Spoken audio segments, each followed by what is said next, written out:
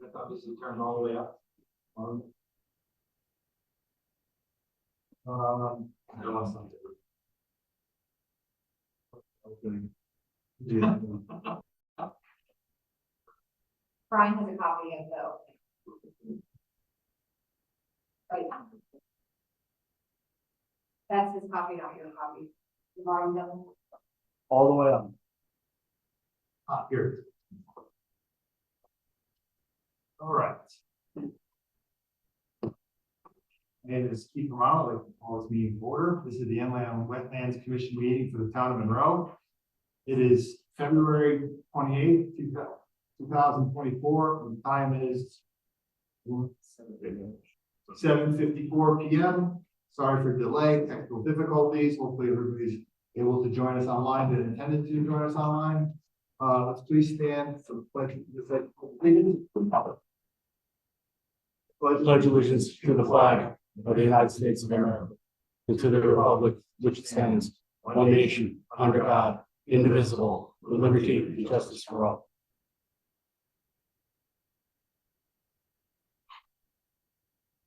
So we can hear them Yes.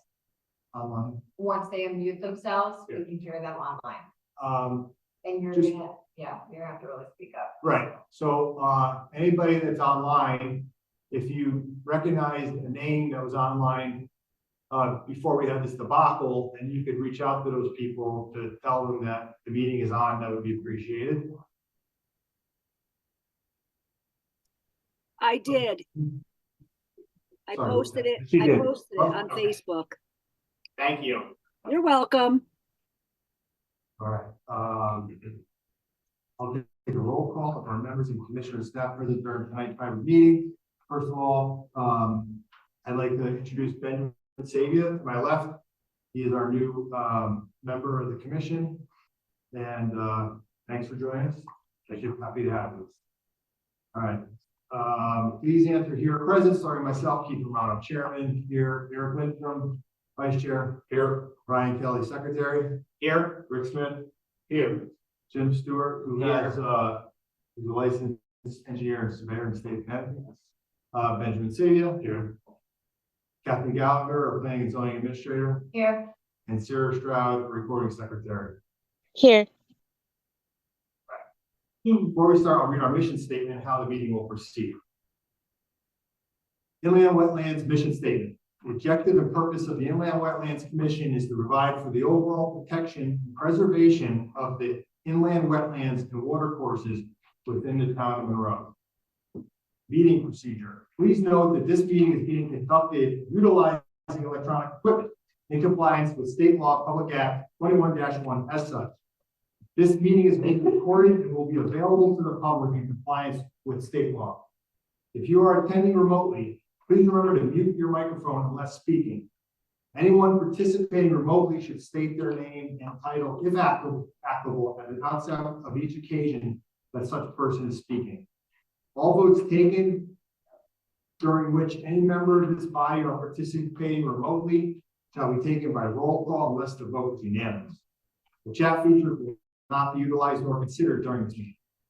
In the normal course of our meetings, we will hear public hearings and other applications.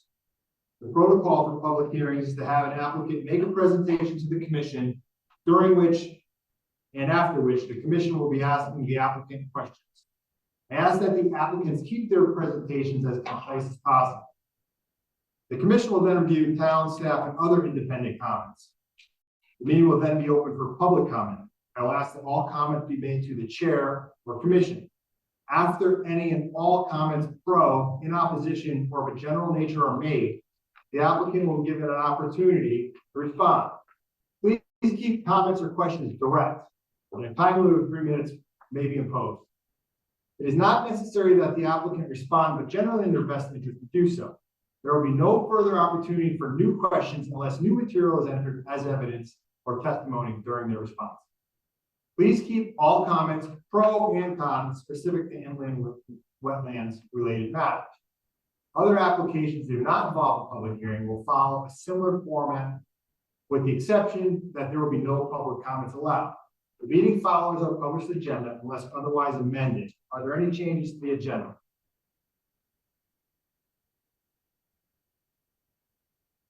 No, we're good, right?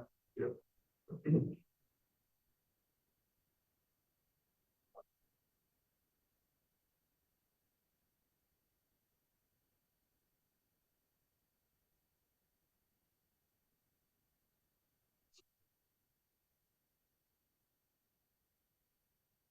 This is now our public participation portion of the meeting, reserved for anybody in the public who would like to address this commission about a wetlands related matter that is not either before us now or be in front of us in the near future.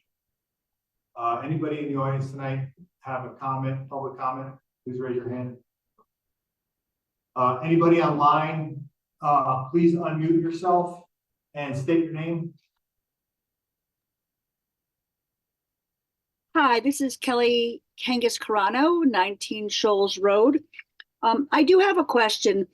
In the last meeting, there was a lot of discussion about that the issues with the wetlands needed to be 150 to 100 feet. So you're speaking about a specific application, Kelly? No, it's not. I'm asking a general question to you. Okay. Is that all right? Do you see a problem? I think it's okay. Okay, continue. Okay. Can you hear me okay? Yeah, we can, yeah. If you could go a little bit louder, would be helpful, but we can. All right. I've never heard that before, so okay. Yeah, unique circumstances tonight. Yes.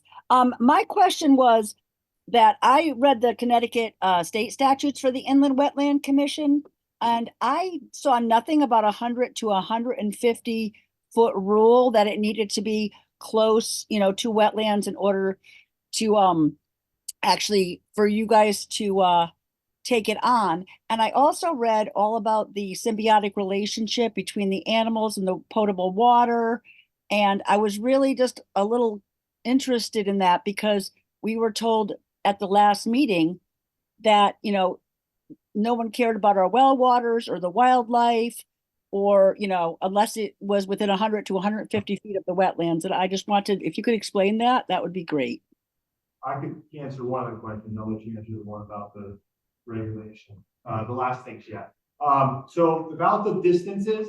So the distance of the 100 feet triggers activity within 100 feet of a wetlands triggers an application to the Wetland Commission. Okay, that's good state, right? But it's all, Regs. It's in our regs. it's in our, It's our regs. Okay. If it's an actual active water body that's named, I believe it increases to 150 feet. Okay, can you tell me where in the statute that is? Because I'm on section 22A to 29, and when it describes wetland, and I don't see. Is it a part of the Monroe Charter that's all you deal with? I just don't see the only place that I actually saw the 100 feet was on the website for Monroe, where it says, if you're working within this area, it was like a suggestion on the Monroe website that, that you needed to be contacted. So I'm just really confused about that. Okay, in a second, I'll have Kathleen continue, but I just want to give you another little bit of information. Sure. The state of Connecticut doesn't recognize the wetlands boundary by a water line, it's by a soil type. So we probably have a bigger, when wetlands gets flagged in the state of Connecticut, it's not just a water edge, it's a soil type. So we actually have a different process than other states. So we'll get more area to review than some other states, meaning our 100 feet will start maybe 25 or 30 or whatever from what you see as water underground. So you're clear on that. Okay, I'm once again, where's that? Well, Where Kathleen's is that? not going to respond to the rest of your question. Okay, thank you. so there are 3 documents that this commission refers to. One is state statutes. Mhm. 2 is our bylaws, inland and wetland bylaws, which has to do with the way that we run our meetings and some other items. And then 3rd is the town of Monroe inland wetlands and water course regulations, The latest version of that is February 1st, 2016. On page 10, which is our definitions, it describes what is our upland review area. So as the chairperson had mentioned, we look at water bodies, including wetlands and water courses, and the upland review area as defined by the regulations. So all areas adjacent to wetland or water courses, including those that are not up gradient, these areas include but are not limited to within 100 feet horizontally from the boundary of any wetland or water course, and within 150 feet measured horizontally from the ordinary high water mark of the following water courses. And it lists 11 different water courses in town that make that requirement. Also, within 200 feet measured horizontally from the mean high water mark of any public water supply reservoir, and within 500 feet measured horizontally of any vernal pool or any area displaying some of the characteristics or indicators of vernal pools, and any area defined by the commission or the commission staff after initial review of materials submitted by the applicant that is greater than the above mentioned distances due to special circumstances that may include but shall not be limited to steep slopes, impervious surfaces, topographical features, undersurface water, underground aquifers, for any other reason the agency staff or agency may deem necessary to include for the purpose of conducting its review operations. So the most common out of those is the 150 foot measured from the wetlands and the 150 foot measured from the named water courses. And that is why those two numbers get thrown around very often. Okay, and does that supersede the Connecticut state statutes? You would have to reference a specific state statutes of what it supersedes. But are you saying the state statutes has a more restrictive version of that? No, it's that Monroe has a more restrictive version than that. And I'm looking at section 22A-29. And Correct. also, So yes, yeah. the town has the ability to restrict some of those regulations in their local regulations, because obviously every municipality is a little different in the source of its resources. So yes, our regulations as the more restrictive regulation supersedes. Now, if the state had a more restrictive regulation, we would have to comply with the state. Our local regulations can't make the state statutes unless they grant permission to the municipality to make it less restrictive.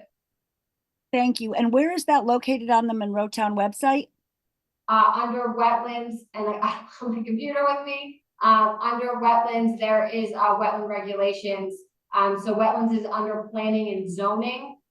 So I do believe on the left-hand corner, there's a subsection that goes down through, and the regulation should be somewhere there.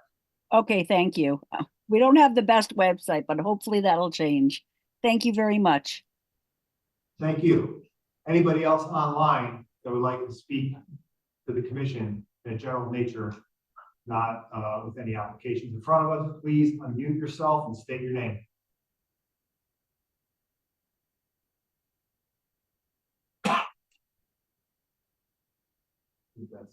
We're good. All right, now moving on.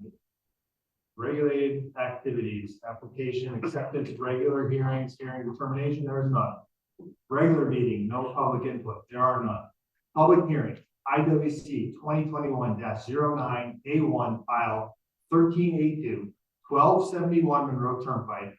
Proposal to modify permit to increase number of residential units from 19 to 25, increase impervious surface, and add new septic area within 100-foot upland review area.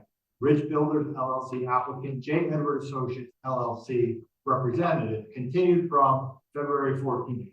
I believe we have Ian. Yes, hi, can you hear me? Yeah, speak up a little bit if you can. We got an awkward situation tonight. So the louder you could be, the better. Yep, this is Ian Eller, representing J. Edwards Associates. I apologize.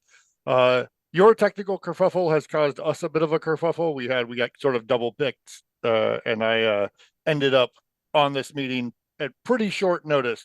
So I don't have a lot to say other than I was informed by Jason Edwards, my boss and the principal, that I think we're pretty set. I'm not sure if you're expecting me to make some sort of presentation. I thought we were in that process already. So I'm happy to give you status update.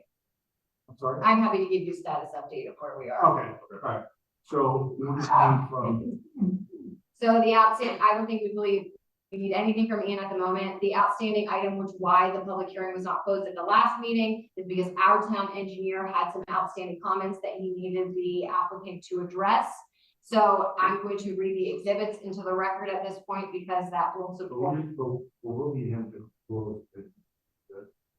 You can choose to close it. We're gonna ask them. We can ask them to make sure. Just big answer. So I'm saying, just don't go anywhere just yet. Yeah. Just want to make sure that it's, you know. So to add into the exhibit, our town engineer had comments dated February 15th, 2024. Edward Associates responded to those comments in a response letter and supporting documents 12/26/2024. And then our town engineer gave his final comment memo dated February 28th, 2024. And in that memo, it says all of my outstanding comments have been addressed to my satisfaction. So if it is acceptable to the applicant, staff takes no objection to closing the public hearing tonight if the commission would like to do so. we have no objection. No good. Okay. We want to present that. Yeah. Yeah, but we are still open for a public hearing, so the public can only say. Okay, anybody in the chamber tonight want to speak about this application? Number 21-09, 1271 Monroe Turnpike in Chambers? You raise your hand. Okay, anybody online would like to speak about this application, 1271 Monroe Turnpike? Please unmute yourself and state your name.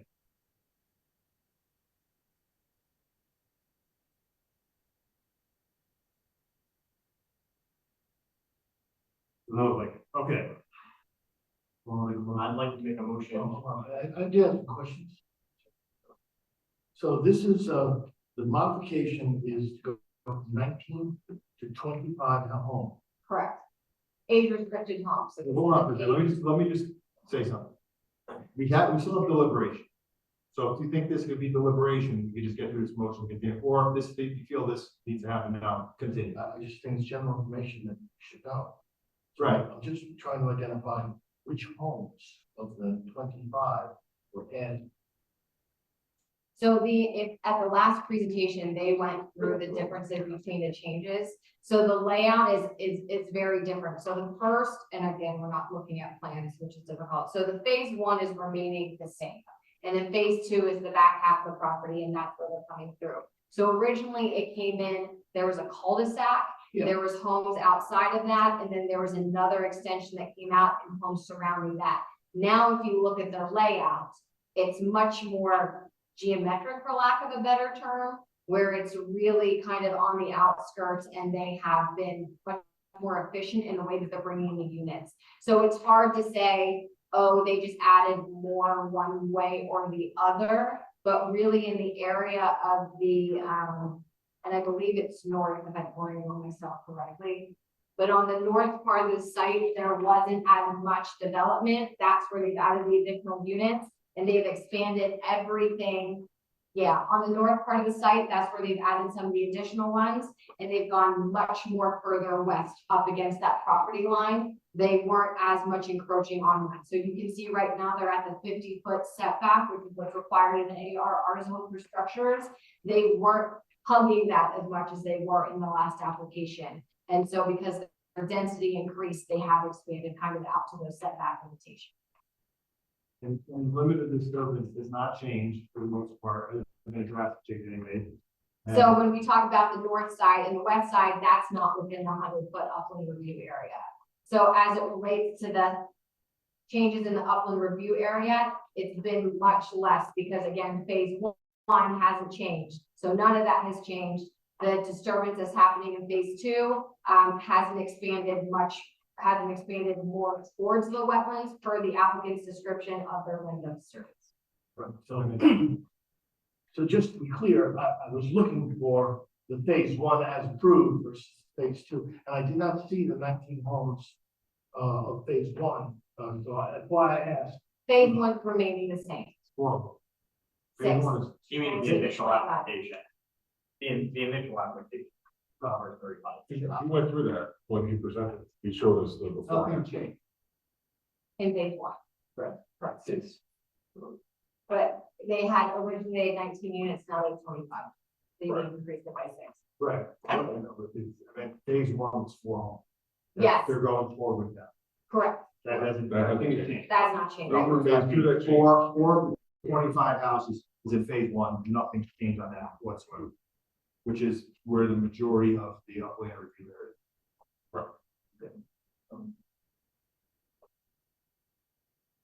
So when we go into deliberations, I'll make some comments, but I don't, I always knew which houses were. 19. Sorry.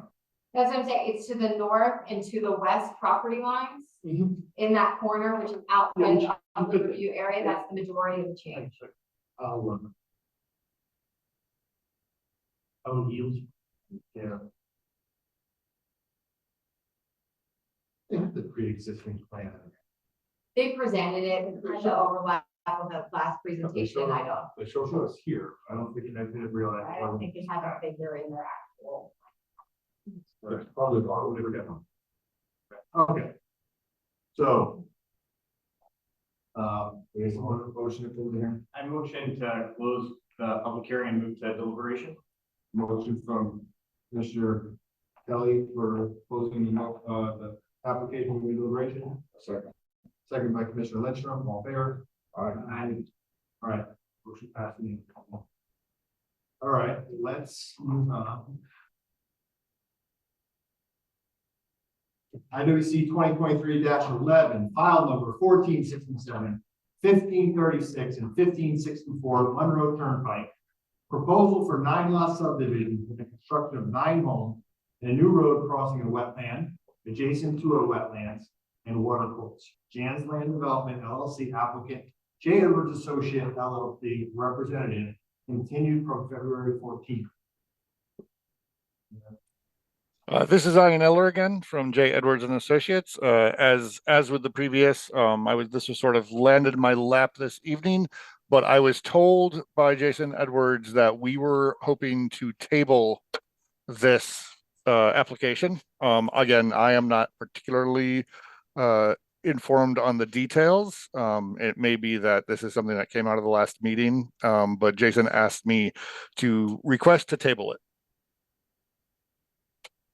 So the applicant made the request yesterday, 2 days ago, within a short time period before this meeting. So we had continued the public hearing from the last meeting. They recently have requested to table it. Now, table is a legal action. That is not what this board is doing. They're basically asking just pause the application. So because we opened the public hearing, we continued it to this date, we need to continue it to another date. So the next meeting would be March 13th. Is the next meeting for, We have 65 days. you have 35 days to open and close the public hearing. So we have to close the public hearing by March 20th. I have already socialized with the applicant that if they continue to do this, and because they've already asked to do this, we will ask them to grant an extension. We have 65 days that we can extend any portion of this process, the receival of the application, opening the public hearing, closing the public hearing, or deliberations. You can use an additional 65 days anytime within that time frame. So we've already made it apparent to them that if they would like us to continue, if for some reason they would say that they're not willing to do this, and you would close the public hearing, you'd be forced to close the public hearing at the March 13th meeting. You would most likely deny the application for lack of appropriate information to make a determination. Most applicants would not want to do that, which is why they would grant the extensions if they wanted the application to still continue. Or withdraw, but if they withdrew the application, when they resubmitted it, we would have to go through this entire public hearing process again. The commission wouldn't be allowed to take into consideration anything that happened during this application, because it would be brand new and we would ask the public to come for a hearing. With that in mind, we did notice this for a public hearing. So we have to continue to let the public speak if they want to, because we're not technically tabling it. We're just continuing the public hearing without a presentation from the applicant. And with that in mind, we can hear the public hearing. I also have exhibits to read into the record that's been requested, that I will, Do that now, you want to do that? yes, I'm happy to do that now. We're gonna read the exhibit into the record. Get comfortable. All right, since the last meeting. And I'm sorry, the exhibits are multiple. Since the last meeting, we have several neighbor letters, 1, 2, 3, 4. 4 or 5 neighbors letters in the exhibits that are all online. So I'm just going to go through each one of these one by one, and I'm going to read them out loud into the record, just to make sure for transparency, we allow everybody that has taken the time to write us. And we're not commenting. You do not need to comment on them at the moment you're just reading them into the record.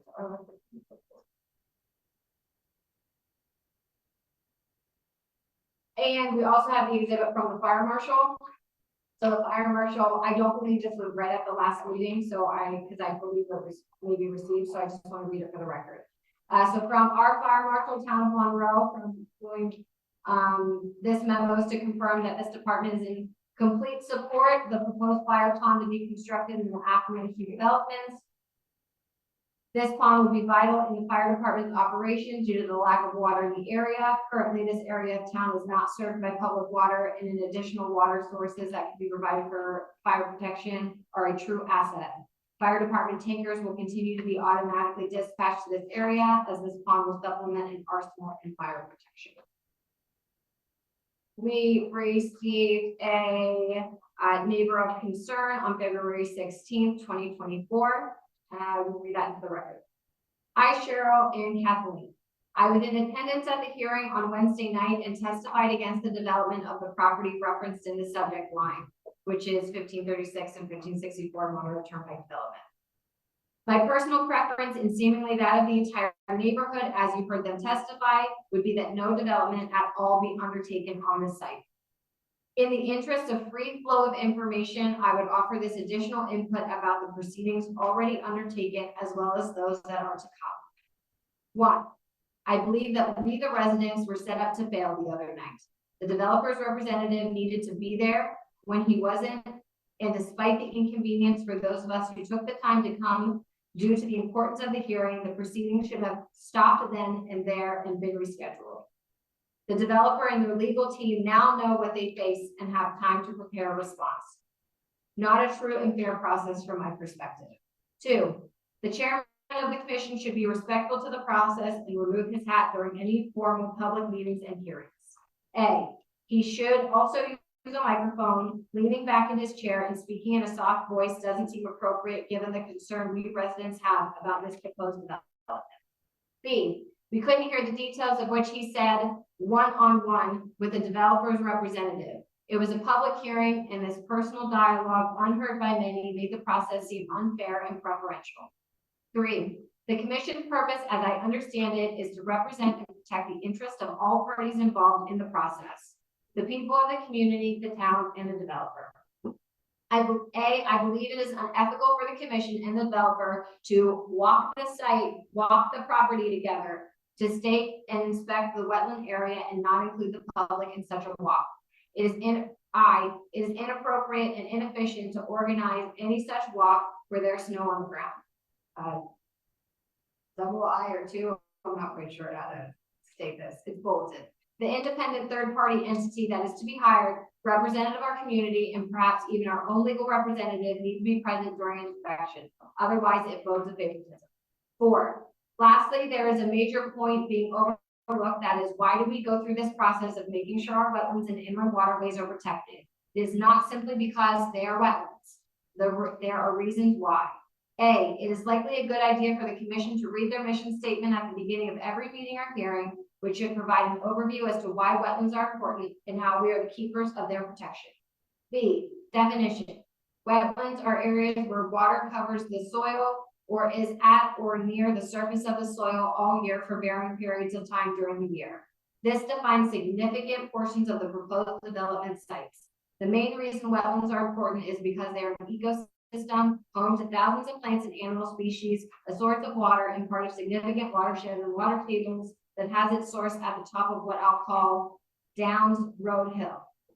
D, the destruction of habitat would I, result in the harmful destruction, ruination of these important ecosystems. 2, impact and alter the natural occurring drainage and runoff collection areas. 3, impact and disrupt the underlying water table of the entire ecosystem, which is the case of this proposed development, does impact those of us who live in the Cottage Street, Downs Road, and Shoals Road corridor, even if we live slightly outside the 100-foot buffer zone.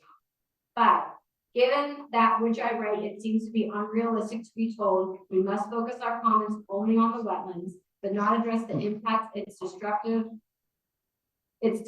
would have on the wildlife habitat, planet habitat, water supply, and changes to the runoff pattern of the proposed development site. Thank you for listening and sharing this with the commission and other concerned parties. Kathleen, can you just say, I didn't get the name of that. From Mark Lamont. He did not state it.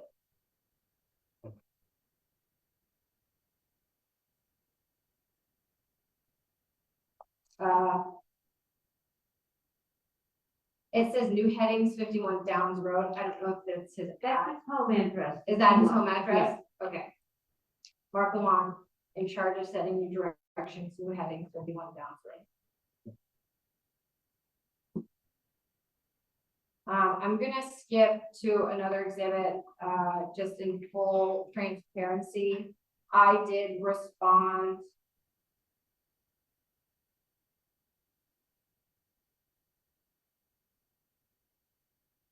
I did respond to several of his.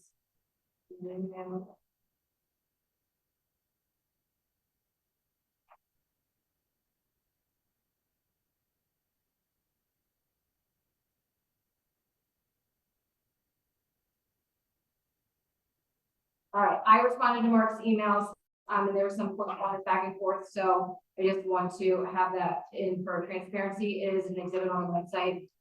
This is from me, Kathleen Gallagher, Planning and Zoning Administrator. Mark, I forward your email to our chairperson so that he also have records of your concerns.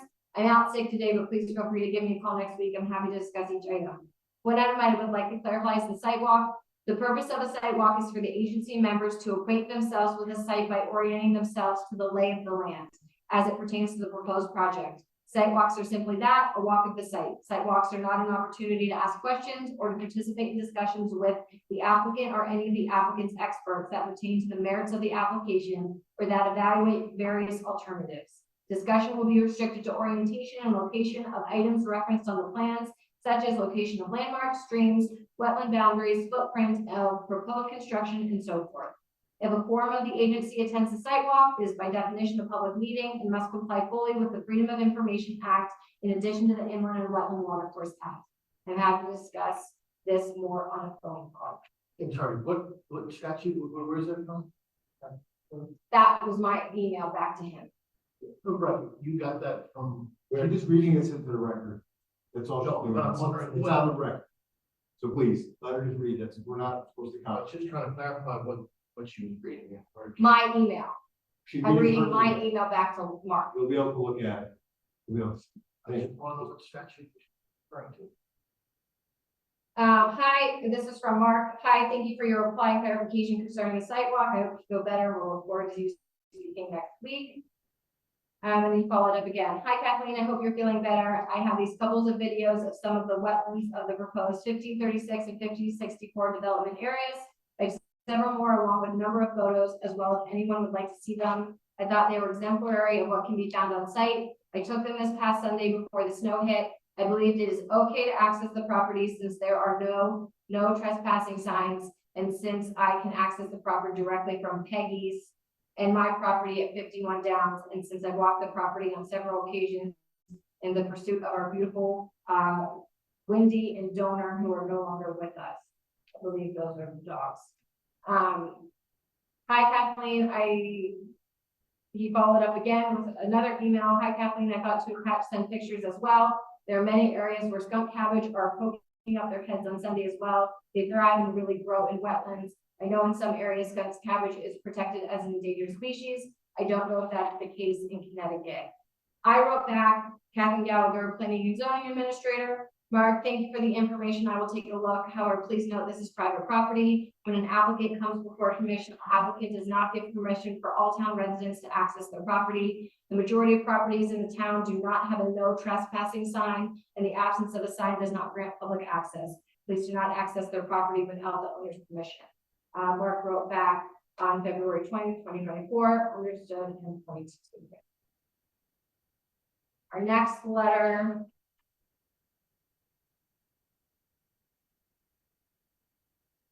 Our next letter is from Paula Jelly, and she speaks of her name and address in the letter, so I will read it into the record. It was, date received was February 22nd, 2024. Dear Commissioners, my name is Paula Jelly, and I reside at 290 Cottage Street, Monroe, CT. There was a public hearing on February 14, 2024 at the Monroe Inland and Wetland Commission. After many people expressed concern about the whales and wildlife, the Inland Wetland Commissioner said to the audience that they, the Inland Wetland Commission, did not want to hear anything about our whales or wildlife. We're just concerned about the wetlands. This statement violated our First Amendment rights. It does not matter which commissioner said it. The other commissioners did not challenge his statement, so you all share culpability. First Amendment of the Constitution of the United States of America. Congress shall make no law respecting an establishment of religion or prohibiting the free exercise thereof, or abridging the freedom of speech or of the press, or the right of the people peacefully to assemble and to petition the government for the redress of grievances.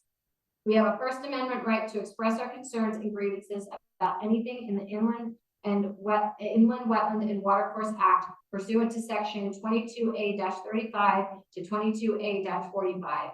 Inclusive of the Connecticut General Statutes as amended, and anything in the application of 1536 and 1564 Monroe Turnpike. If the applicant can make representations about these issues, so too should the public. Respectfully, I request the public hearing continue to give the public a chance to express their concerns and grievances that the inland wetlands stifled at the next inland wetland hearing, Wednesday, February 8th, 2024 at 7 p.m. I have reviewed the Connecticut statute several times and have listed relevant parts of the highlighted in red and green about wells, wildlife, wetlands. Parts and brackets are my writing for clarification and understanding, and underlining is my emphasis. https://www.cja.cd.gov/current/pub/chat 44.htm sorry. SCS 22A28. Section 22A-36. Inland wetlands and watercourses. Legislative finding. The inland wetlands and watercourses of the state of Connecticut are indispensable and irreplaceable but fragile natural resource with which the citizens of the state have been endowed. The wetlands and watercourses are an interrelated web of nature essential to an adequate supply of surface and underground water, to hydrological stability. Brackets. The science of dealing with circulation, distribution, and properties of the water of the earth and atmosphere, brackets, and control of flooding and erosion, to the recharging and purification of groundwater, and to the existence of many forms of animals, aquatic and plant life.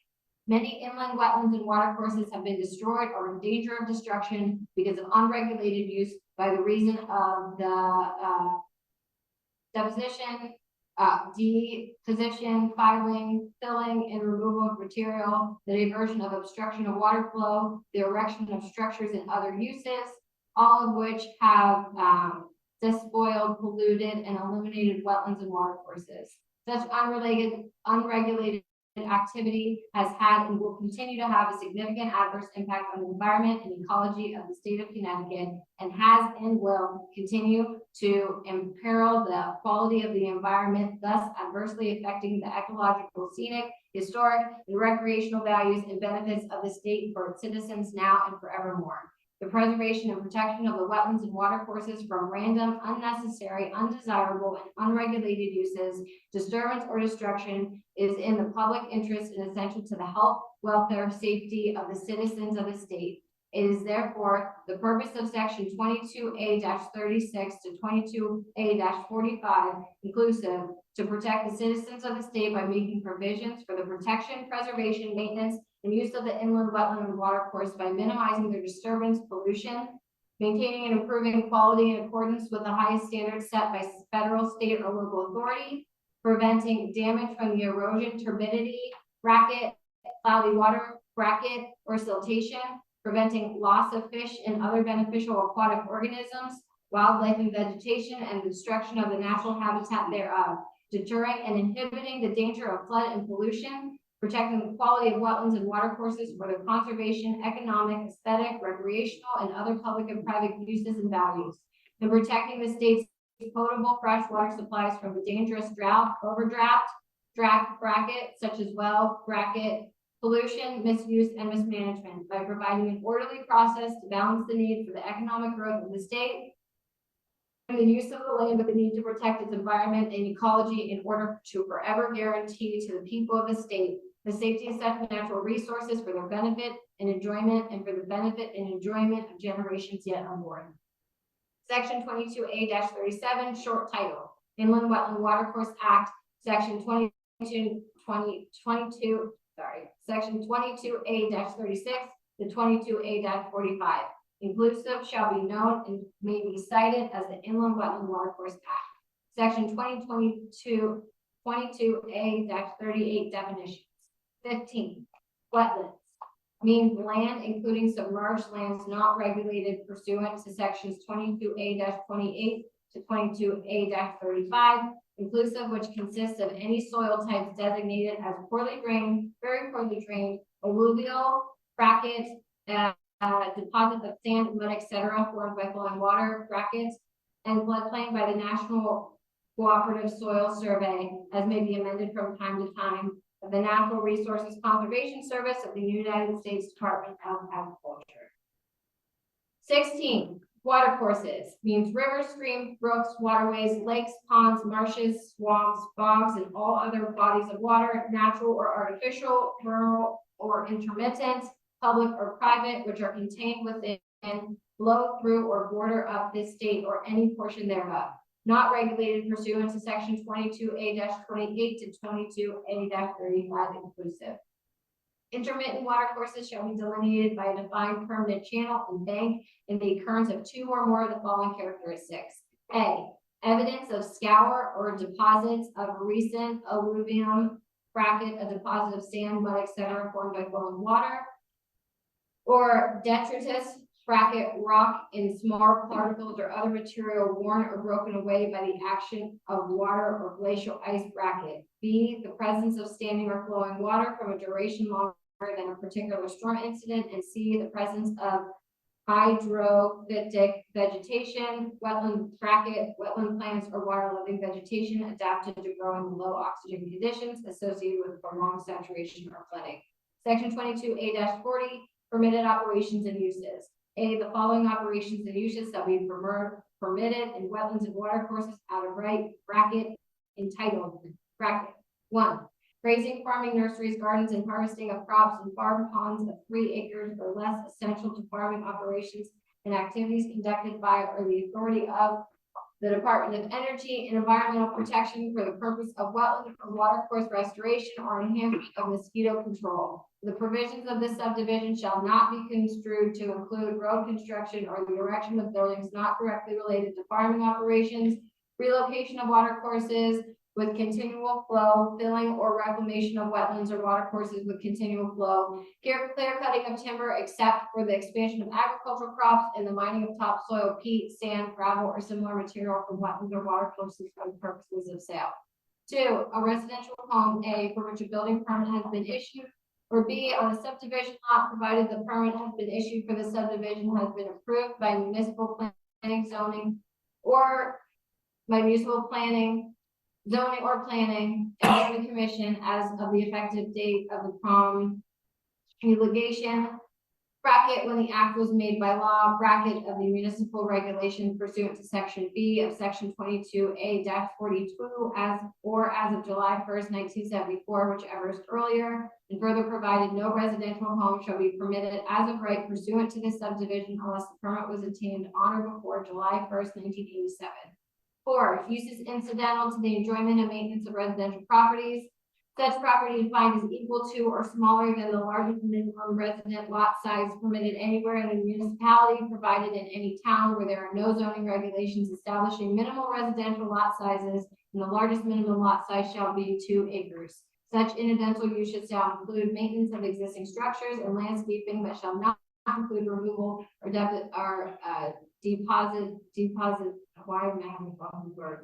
depositing of significant amounts of material from or onto a wetland or water course for diversion or alteration of a water course. Subdivision 4, statute intended to apply only to that which is already in existence on residential properties, including residence 183C 532 cited, 215C 616 subdivision 2. There is no as of right exemption from wetland regulations under sections for construction of houses on subdivision lots existing prior to 1974, unless a building permit has been issued for such lot to July 1st, 1987. 299C 247 subdivision 1. The types of activities permitted as of right are limited to those enumerated in subdivision and corresponding town regulations, and do not include the filling of wetlands for the purpose of constructing roads. 302C60. The plain language of the text, as evidenced by the legislator's sentence structure and use of punctuation, makes it clear that the road construction directly related to farming operations is exempt from the regulatory oversight of the municipal wetland agencies. 7, withdrawals of water for fire emergency purposes. B, the following operations and uses shall be permitted as non-regulated uses in wetlands and water courses, provided they do not disturb the natural and indigenous character of the wetlands and water courses by removal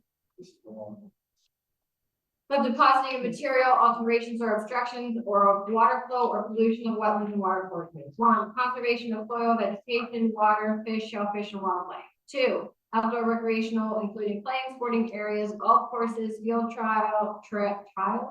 It means trails, but it says trials. Nature study, hiking, horseback riding, swimming, skin diving, camping, boating, water skiing, trapping, hunting, fishing, and shell fishing were otherwise legally permitted and regulated. And section 22A41, factors for consideration of commissioners, finding of no feasible and prudent alternatives, wetlands or water courses, habitats, jurisdiction of municipal inland wetland agencies. A, in carrying out the purposes and policies of section 22A-36 to 22A-25A, including matters related to regulating license and enforcing of the provisions thereof, the commissioner shall take into consideration all relevant facts and circumstances, including but not limited to 1, the environmental impact of the proposed regulated activity on wetlands or water courses. 2, the applicant's purpose for any feasible and prudent alternatives to the purpose regulated activity, which alternatives would cause less or no environmental impact to the wetlands or water courses. 3, the relationship between the short-term and long-term impacts of the proposed regulated activity on wetlands or water courses and the maintenance and enhancement of long-term productivity of such wetlands and water courses.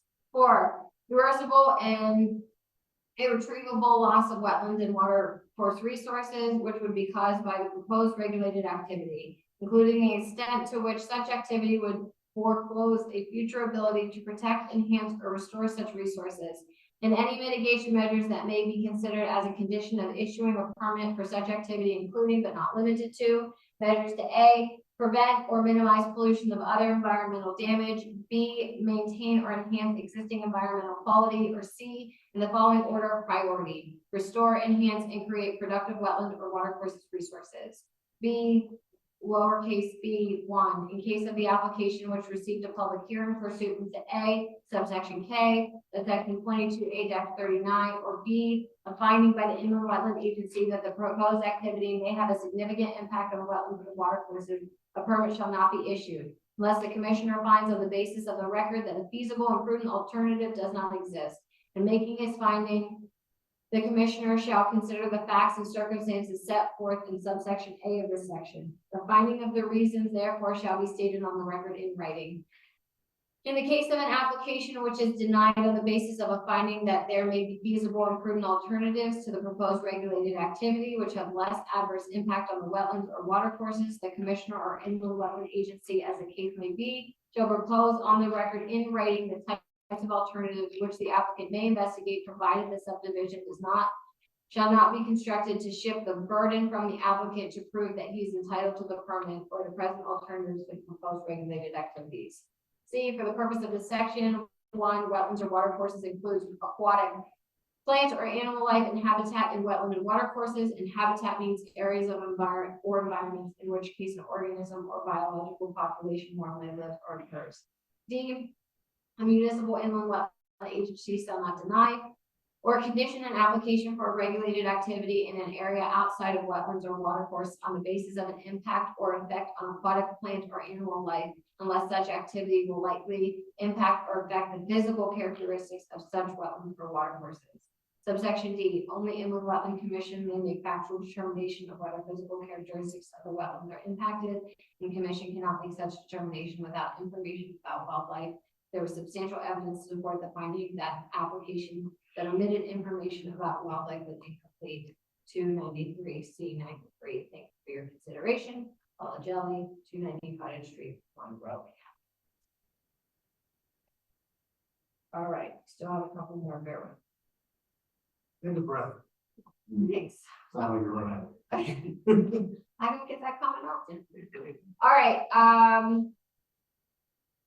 There were several emails about continuing the public hearing from the last meeting. So this is from Richard Crane, 99 Turkey Bruce Road. Good day, joining my fellow residents to request that the public hearing continue on 2/28/24 regarding 1536 and 1564 Monroe Turnpike application. The meeting is important as it is proposed our First Amendment rights may have been violated during the 2/14/24 public hearing. In addition, the findings during this meeting are relevant to other developments involving wetlands in Monroe, such as the 99 home being proposed on Turkey Bruce Road. Thank you, Richard.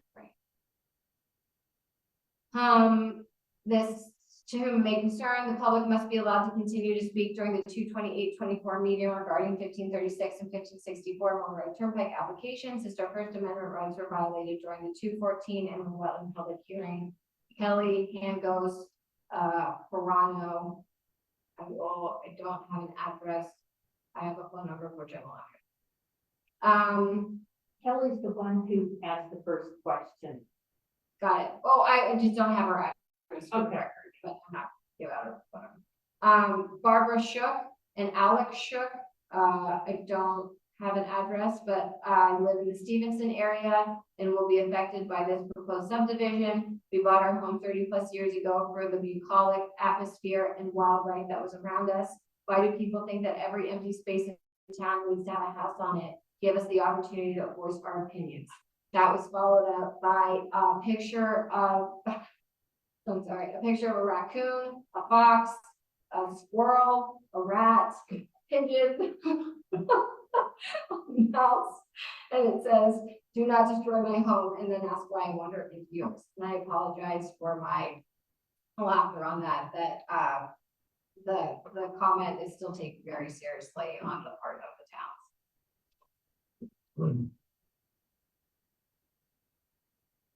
All right, our last letter.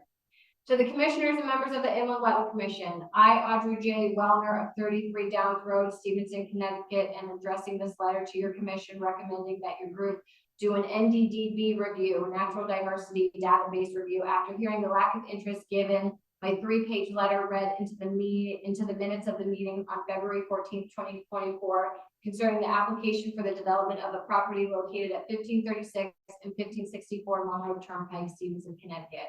After living here for 50+ years, I do not appreciate being told by someone elected into office that they do not have to give me my First Amendment rights and listen to my concerns and grievances about the impact of fracking underground aquifers for well drilling, cellar holes, curtain drains, and or any divergence of either above ground or underground water runoff of streams, ponds, or wetlands that will impact my rights to clean, fresh, potable drinking water that was available to me when I bought my property in 1970, and over the years has been siphoned off to where I'm at the point of losing my well. It is a blatant misstatement of the guidelines of your commission that the disruption of the wetlands in this area hasn't any impact on the migratory pathways and habitat of the native and endangered species that use this property to survive on. I have records of time, states, and frequency of all species of animals that traverse this property, and as I stated in my 3-page letter, someone has already, without authority, destroyed their bedding this past fall, November 2023, in hopes of diverting them from this property. What it has created is an even larger fluctuation of animal movement this past winter without adequate cold weather protection. This was done without any environmental study or permits of the impact it will have on this area. The study needs to be done by an independent, knowledgeable biologist that is qualified in both above ground and underground old forest and farm regrowth with the expertise of the species that lives off its existence. Audrey Wellner, 33 Downs That's it? Road. That's it. Okay, let me just say, for a second, Rick, the reason was, I stated before she started that there'd be no comments or questions, and she had the floor, okay, to read the things in the record. That's why I stopped. You have all the right to go and look at those files at the end of the meeting and find out what the information is best. I didn't say you were entitled to it, but you were interrupting her and I had given instructions. That's all. I didn't want to interrupt. She was reading something out and I just didn't catch the statute or where it came from. She clarified that it was an email. I'll find out later. Talk about it. Sure. Yeah, I just wanted to say, that's why I stopped. That's why I stopped. I just was trying to follow along. Good. We're gonna move on to, now, wait, you have more. I'll find this out. I have more way. You're gonna discuss me, If you would like me to, yes, I'm happy to. because then we're gonna move on from that, right? You're the last say in this. Sure. Oh, no, sorry, public comment, but go ahead and. But I have two things. I'll talk about that and I'll talk about the third party review or review too as well. Yeah, get your stuff done. Sure. So the town has procured a third party reviewer that will do an independent peer review of the applicant's submission, as well as we have asked him to do a site walk of the site so that he can potentially review any vernal pools that will be on site or identify any other wetland related habitat that this commission would need to know. So as you heard actually at the beginning of the night where I read the definitions of what the Inland and Wetland Commission reviews in the sense of what's considered the upland review area and regulated areas, that does include vernal pools, which the applicant environmentalist says that they are not on site. We're obviously just going to do a third party review to make sure that that's accurate information so the commission can be confident in their decision. And obviously while he's walking the site, he'll just keep his eyes open for any other items that may fall into that category that needs to be brought to the commission's attention in order for you guys to make your decision. Originally, we had him slated to be on tonight's meeting to hear the applicant's presentation and the public, but since the applicant had decided not to do a presentation tonight, we also paused him. So he's in the queue to be on for the 7th, for the 13th. I apologize for the 13th. If the applicant plans to give a presentation, he also will not be able to do a site walk until there's not snow on the ground. And we're a little closer to the season where vernal pools are easier to identify. So right now we're not really in that season, but in March we should be. So that's another reason that we would ask the applicant to extend the public hearing in order to make sure that he has adequate time to walk the site, prepare a report for the commission to review, so that you have the information that you need. So we do have him in the queue and ready to go. The only other item is there have been several conversations about the NDDB review. And I do, I'm sorry, I moved spots now. We did follow up with Don McKay, who's the CTD Bureau of Natural Resources Wildlife Division, and we asked her about the process of doing more investigation in an NDDB area. And she basically said because of this application does not require any state permits. From their perspective, there's no requirement on their end for further investigation for an NDDB study to be done. So the Natural Diversity Database, it includes a data collection that results from, a lot of different things. It's not really a comprehensive or site-specific field investigation. It comes from research habitats, from independent studies that are done, people that are willing to share that information. So although we understand that there may be concern that it is on site, it is not part of the deep database, and we cannot require it because they're not required to get a state permit. Now, if they did have to go to the state for a permit and there was some sort of justification or concern that some of these species had been seen on site, we would have the ability to do that. So staff is recommending that the commission does not require the applicant to perform an NDDB habitat study or survey, just because they don't have any more state permits, and that study is usually by state permit. They also have to say they have. Anybody I can can't hear do. you keep. Oh, I'm sorry. The question was, Yeah, can the applicant get one themselves? No. Could the concerned neighbors have one done on their behalf? No, because the owner still has to grant permission to the property. Oh, right. So any neighbor can have it done on their own property. You can have that study be done for a specific wildlife, and you can submit that to DEEP for their information, but you cannot procure a study on somebody else's property because there's monitoring that's involved. It takes a certain time period. Sometimes it has to be done certain times of the year when that species is active. So it's not even necessarily like a very quick study that they go onto the site one time. It has to be monitored for a certain period of time, certain amount of time during certain times of the year when certain species are active. So it was just a question I asked her, I thought I heard something, but anyways, did you have more? If you guys, the only other thing I would mention is that at the last meeting, we talked about a site walk. That was something that was going to be discussed tonight with the applicant, but again, because the applicant's not actually presenting tonight and they're asking to pause, we will not be scheduling a site walk tonight, but again, next time the applicant is willing to present and we have an understanding of how they want to progress with the application, we can request a site walk at that time. So let's just hear from Ian. So you're done. So I am done, but again, tonight's a public hearing. We still need to be able to hear from the public. So we do need to make sure that we do our due diligence in that respect. Okay, anybody in the chambers tonight would like to speak about this application, and please come up. Unfortunately, the microphone is there in the hall in the lane, so you may have to make sure that you're speaking into it. Where do I stand? Stand right here next to the microphone. There's more room on the other side of the aisle. So you maybe can shift to look at us and then capture whatever you want to do. How's this? We don't know if the mic, does anybody confirm whether or not? Kelly, can you hear me? Yes, I can. Thank you. Got it.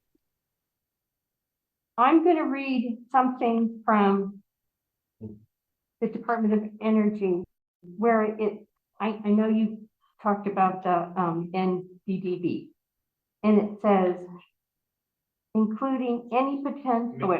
I'm sorry. I'm sorry. I don't mean to interrupt you. I'm sorry. That's good. Give us your name and address just for the record. My apologies for forgetting. No apologies. My apologies. My name is Paula Jelly. Into the microphone, please.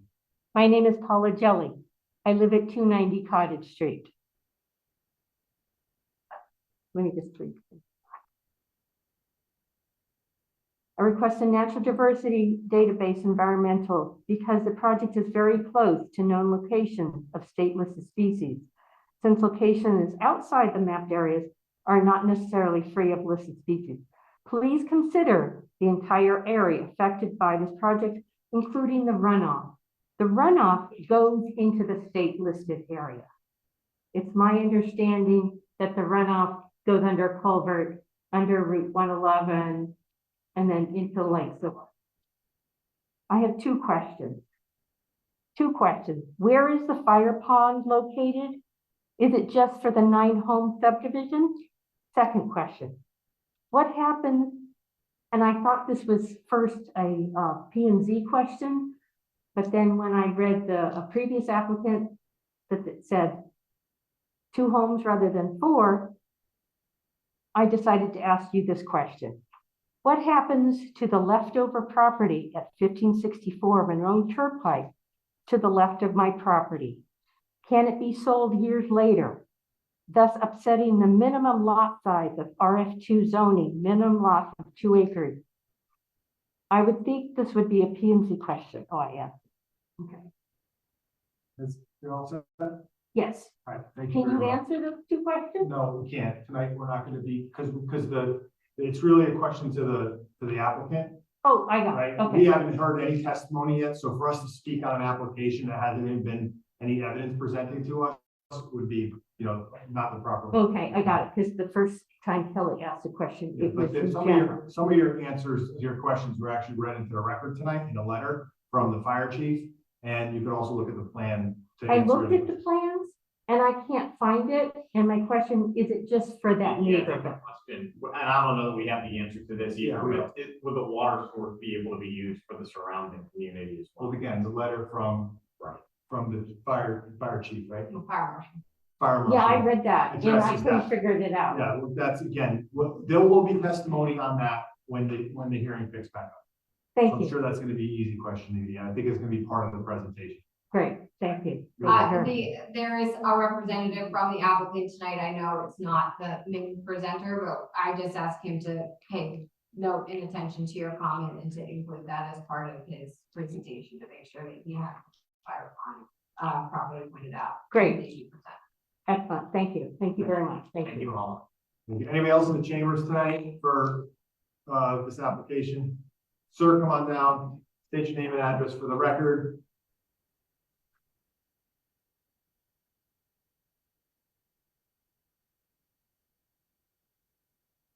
Name Wade Alex, and my father-in-law 1564, 1536 Monroe Turnpike. We basically aware that people have made aware that they've been on the property. They're not allowed on the property. The only people that have access to this property and is given permission to be on this property is either the people in this chamber on the commission, the applicant, and myself. And that's it. Everybody else, if you trespass on the property, you will be prosecuted. You talk about the First Amendment right, I'm talking about ours. We will take care of anything or chase anybody that puts false information out there and puts anything out there to the public that is not correct. Thank you. Thank you. I have 2 things that I want to add. Did you give us your home address in the record? The home address is in record. No, when you gave our name. did you Oh, give I'm us- sorry, I did I not. think you said you were the representative Oh, or really? something, so Yeah. we need you to give us your home. My home address is 24 Ridgeline Road in Easton. Thank you. Another thing, could you re-clarify, or not re-clarify, in your statement, include the town staff under the planning and zoning side to be included? Because you just said the commission. The town, yeah, Town employees. the town employees, the town staff, anybody that needs to, within the town, needs to be on the property, they have the permission. Thank you. Thanks for your comment. Okay, anybody else in person? I know everybody else. Okay, online. Anybody who is online would like to speak about this application, please unmute your microphone and state your name.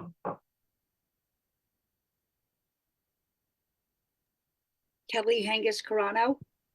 Yeah, okay, we got Kelly. Mute yourself, I'll call back on you. please. Okay, thank you. Thanks. Anybody else? Yes, hi, my name is Kate Johnston. Katie was? Kate, yes, sir. Okay. Okay. Thank you. You use the microphone and I'll call back on you again. Sure. Anybody else online? Unmute yourself, state your name. Melissa McKee from 82 Pachog Trail. All right, you're gonna repeat that again, but thank you, Melissa. Mute yourself, please. Anybody else online wants to speak about this application? Please unmute yourself and state your name.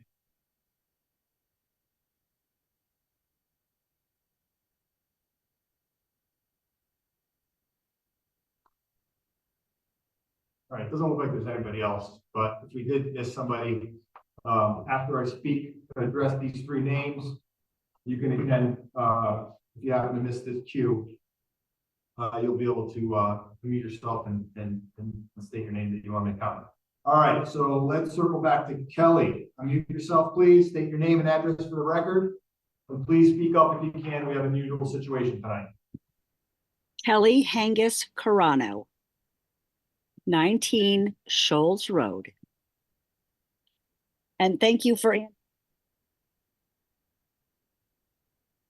lost your audio. Out. Okay.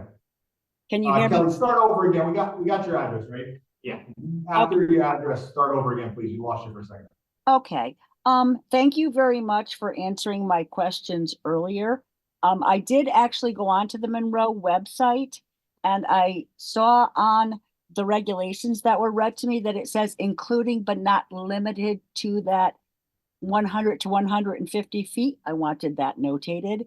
And I also would like to know when you are scheduling the walkthrough. I understand that it might not be public and it is what it is. I'm wondering if it will be videoed so that we can have public access to it since it is a part of the proceedings.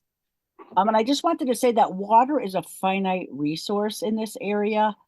We do have a lot of diversity with our wildlife, and I wish that we could get a review, the NDDB, I believe, but it's a finite resource in this area, water. I have neighbors that can't, with the current table, cannot do their laundry at their homes. I know a lot of people in Monroe might not be able to believe that, but we bought these homes knowing this, and we enjoy living here and we work with nature.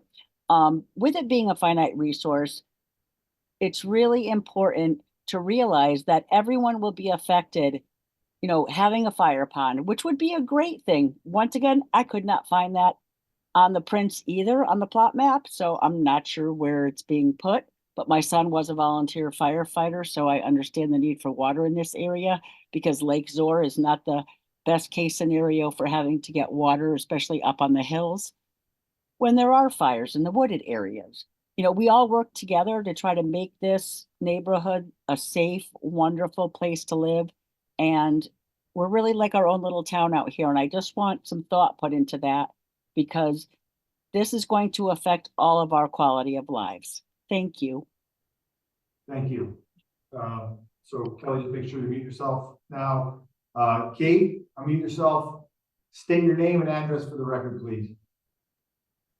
Yes, hi. My name is Kate Johnson and I live at 7 Shoals Road. So I'm just gonna make this quick. I thank everyone for all their comments tonight. I do want to circle back to a comment that was made at the last meeting where we were told that the Wetlands Commission has no jurisdiction over wells and wildlife. And I just want to mention that technically that's not really true because with the removal or the impact that this build would do on or have on the wetlands, it would negatively impact the animals and the wildlife that live here because many of them depend on that resource. And I know that my well does. Even if the wetlands may not be directly linked to our wells, they are certainly linked to the water table, which is linked to our wells. And we all know how far water can travel. So I just wanted to mention that because I think it's important to notate that the wetlands are going to affect our wells, having those be impacted by the build. And that is something that the commission does preside over. So thank you so much. Thank you. And I'll just give you a little tidbit on that, is that when we have the third party professional do his review. He helps us also guide, or in the past experience I've had on this commission with other third-party reviewers, they're gonna help keep us on our, on our target. So if we had maybe misrepresented something, or we were going off course on our side, we'll kind of have that check from him. So none of the valid concerns are gonna be, missed here. Okay. Excellent. Thank you. All right, thank you for joining us. Please mute your microphone. Melissa, unmute yourself and state your name and address for the record. Hey, yeah, I'm Melissa McKee from 82 Patchogue Trail. And again, want to try to keep it short for everybody. I know it's getting late. I wanted to say that I second what Kelly had said earlier about this being a hardship for the area. And I also was able to pull up that document from the town of Monroe's website. And what I assume the third-party reviewer will also be talking about that section 2.1E about the trying to define what an area is that is greater than the above mentioned distances due to special circumstances that may include but shall not be limited, that whole piece right there. So I just want to make sure that maybe that's what you're talking about with the third-party reviewer coming in and checking to see if this would qualify for one of those special circumstances. But that's all. I appreciate you reading all of those notes earlier and looking into this fully. Thanks. Thank you for your comment. Did you want to say something? Sure. Yes, as part of their site walk, they'll be looking at, if they have observed any of these conditions that they feel like they should bring to the commission's attention. Now it is the commission's determination on whether you want to review anything outside of those standard upland review area dimensions based on information that's presented to you by your third-party consultant. So that is as determined by your commission or the commission staff. Okay. Now close this. I'll make sure nobody Oh, else. yeah, okay. Anybody online that we missed the first time around that wants to comment on this application, please unmute yourself and state your name.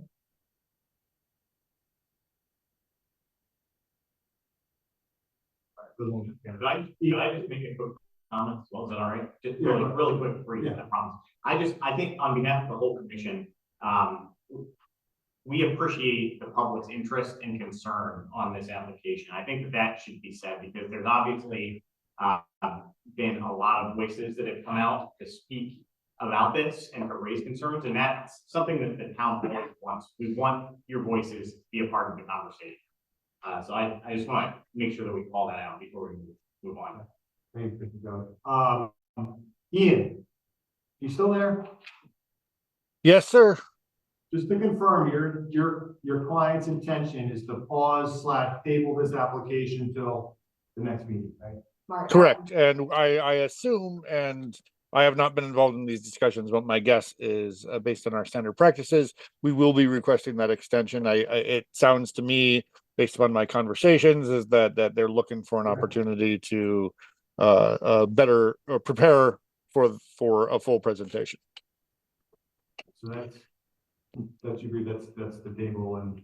Well, so you'll have to continue the public hearing and you need to name the date of the continuation. So we're going to the next you meeting. continue it to March 13th.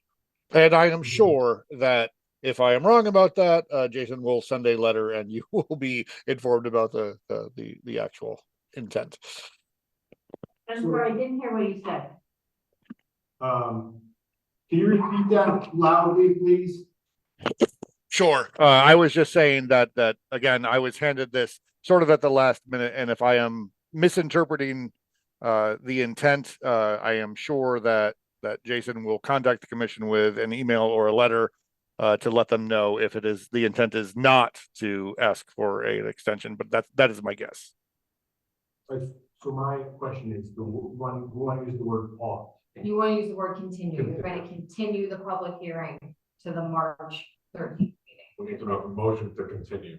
I don't think you have to make a motion, we just have to, for public record, you can't just continue the public hearing, you need to continue to a specific date, so the public is going to come back out. Now, the additional piece of information I will say is, the meeting agenda has to be set and posted 48 hours in advance of the meeting. So if for some reason they withdraw the application, or if they do anything that can be reflected on the agenda, we will include that. However, anything that happens 48 hours in advance of the agenda, we can't really we can't really update the agenda at that point. So that's part of the reason why even tonight, we obviously had to leave it open. Also, we duly noticed this public hearing, and we're continuing it to, at this meeting, to March 13th. So if for some reason the same thing happens again, where the applicant wants to continue to pause and not give a presentation, it will still be on the agenda for the public hearing. The public will still be able to speak, but there is a chance that this could happen again. But because we've opened the public hearing, we cannot close it until we have all of the appropriate information that this commission needs to make a decision. Yeah. All right, so. Excuse me, if I may ask, is there just so I can communicate this information to my boss and the client, obviously 48 hours beforehand for us giving you what our intent is makes sense, but is there a drop dead date for continuing the public hearing so I can let them know if, again, I'm not entirely sure what the intent on the client side here is, but if they want to withdraw or something similar, what is the date that they need to do that by? So they can withdraw anytime they want. Right. You know, even if you've already. Well, not withdraw, but we would prefer that they withdraw 48. If they're going to do it, they do it sometime before 48 hours before the March 13th meeting, so we can reflect it on the agenda. And I think part of his question was, he doesn't have to give us a notice of continuation because it's going to be on the agenda. At this meeting, you have to set a date for when you're going to continue the Okay, that's what I was asking, is if we had a date for that. We have to continue. If we decide we're continuing now, it is going to be on the agenda. So we let them withdraw. Now the applicant can request, we can continue it for the second meeting of the month. I unfortunately do not have the information that would let me make that request. Yeah, we would just prefer that somebody shows up at the next meeting so we can just continue on, an average course, normal course, right? Sure. Yes. And I'm just trying to get a foundation on which I can make sure that we are aware of all the particulars, so that this situation does not necessarily occur again, because we were a little bit double booked, and so we ended up a little shorthanded. That's all. Right. But also, again, we're going to do planning right now to do exactly what we did tonight. Next meeting, whether or not you're ready to give the presentation. Okay. Thank you. Okay. So we're going to continue this to March 13th meeting. We don't have to vote. Okay. They're done.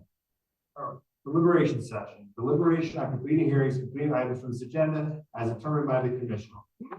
So that is going to be IWC 2021-09 A1 file 1382 1271 Monroe Turnpike. Proposal to modify permit to increase number of residential units from 19 to 25, increase pervious surface, now-new septic area within 100 feet of plan review area, Bridge Builders LLC, applicant JM Associates LLC, represented, continued on February 14th. Discussion, you weren't here, so you don't know. Well, I'm before we start this, I'm happy to continue with the discussion, but if the commission is leaning towards approval, I would ask you to withdraw for tonight and give you 2 weeks to write the resolution. They're also slightly understaffed right now. And so I did not have something drafted for this evening. We also didn't get information from the applicant until like 2 days ago. So we didn't know if we were gonna even have a complete application for tonight. So that's the only thing. Are they P&Z yet? They started P&Z yet? They have started. We have the application. So our letter doesn't change that timeline. No. Right, but You're not holding anything up. Okay, so yeah, I don't see why that'd be a problem for anyone. You said you just submitted something? Couple days ago. For wetlands. They've Right. submitted stuff, and now James turned it around, and he gave you a letter today saying that all his comments had been addressed. But I didn't even know if we were gonna have a complete application set, if they were gonna respond to James's comments, so I just don't have a draft resolution for tonight. Is that something we, A motion that the staff be directed to draft a I'm gonna open up discussion amongst the commission. what we have. You can make the You guys motion if you want, discuss but- Right, but, I just wonder if we should have that information in front of us before we discuss. We did, we had it. Oh, we did. My Okay. point is, we usually ask for stuff 7 days in advance. That gives us enough time to process it, get it to this commission over the weekend. If we have it, it gives staff enough time to review it, so we don't guarantee a review if you give us something 2 days in advance of the meeting. We did happen to turn it around because it was a pretty simple review. So James, our town engineer, did the applicant, a consideration, and he did return it around and then submitted a letter today saying that all disputes have been addressed. So from a staff perspective, all of our comments have been addressed. We take no exception to an approval from our purview of what we review, but if you are leaning to approve it, we don't have a draft resolution, and I would just request you give us the opportunity, because I'd like you to read it into the record before you actually approve it.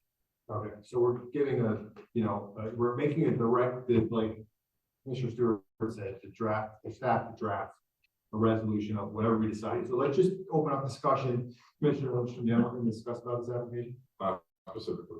Commissioner Stewart, do you have anything to discuss about this application? No. Commissioner Kelly, you were on this, right? I was not at the last meeting.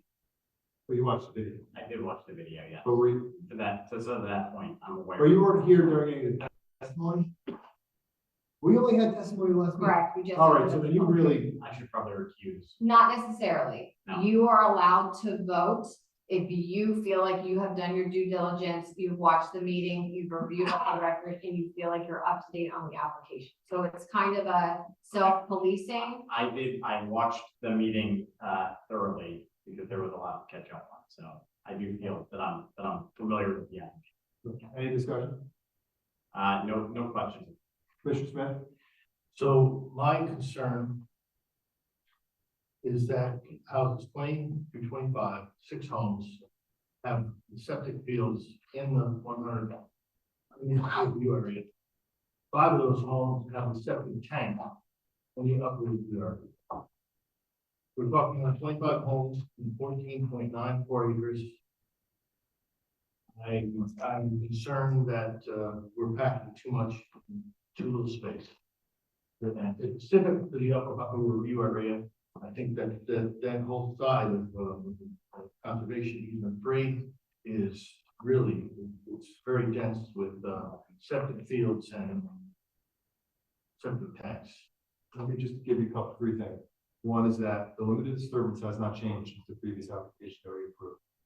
The number of septic fields and septic tanks in the upland review area has not changed. I believe that's what Jason said. That's what he said about me. Right, have not They, changed. they shifted position, but the number did not change. Right, so since we approved their first go around on it.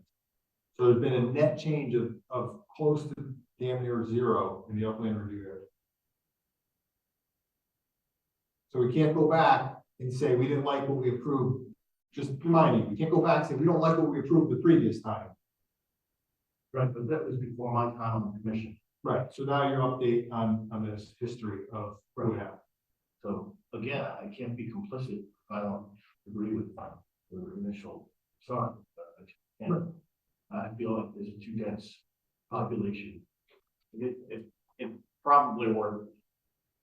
I don't know. I only speak like I know that for sure. But that seems like that's probably more of a plan zoning Well, that- conversation, right? Yeah, Just and And depends it on has to be a planning and zoning approval for the Right. change of the number, right? The reworking of the driveways and all that, whatever else goes up outside of our 100-foot. Right, so what the change that they've put forward to us does not impact much, like you said, they shifted a couple things within the review area. But everything else still meets. I think this is what's overpacked and everything, but I guarantee you they're gonna sell them all out. You know, we may not like that, but it's not the way I would ever live, but, you know. But again, right, it doesn't, we've already approved 19, and now they've shifted things around a little bit. They've not impacted the review area at all. So I don't see what we can hold it up. I understand your point, but we already proved it. No, my point is we're adding 6 homes in that area. Yeah. So I get what you're saying, Right, guys, but that's a but planning and zoning issue. Yeah. If you saw the plan from, they don't have even, I don't think they even squeezed any more houses along that, Not They do. along not the, along the review area. but they're The squeezing same it in numbers. again on like the west and the Right. northwest corner of the property. they couldn't squeeze anything else closer to that easement that we're talking about. In the upland review. Yes, they couldn't, Right. you can't squeeze it anymore. Correct. Right. They only did. what So I'm they trying to did say is that we're was- using 5 houses and a 6th one. It's not like there used to be 4 and they add another one in, adjacent to upland review. That's my point. It's the same number of the septic systems that go aside with those houses that were on the previous plan. I'm only saying this because you just said you weren't here for the previous one. I'm just, reiterating what we saw before. Okay. So, yeah, Mark? I was trying to say that it was reasonable before. I get it. There's just I'm discussion. sorry, I'm not of mind to approve this based on, because I don't think I would have, I guess I would have made us think about the previous, I'm sorry, but I think there's 25 homes, 14.94 acres with the amount of, I just think there's too many, and if we approve more homes. What's the regulation that you're citing that says I can't approve it because of this reason? Other than I think it's too many. He's concerned right now. No, I know, but maybe he's got a ill will. That's what I'm asking. I'm looking at the regulated area, and that's the upper review area. Right. And I see 6 septic fields and 5 septic tanks. And you guys approved it initially maybe, but I don't see, I'm sorry, and I looked through, I've got the December, I just don't have anything on the previous, so I guess I gotta recuse myself. You can. Or I gotta abstain.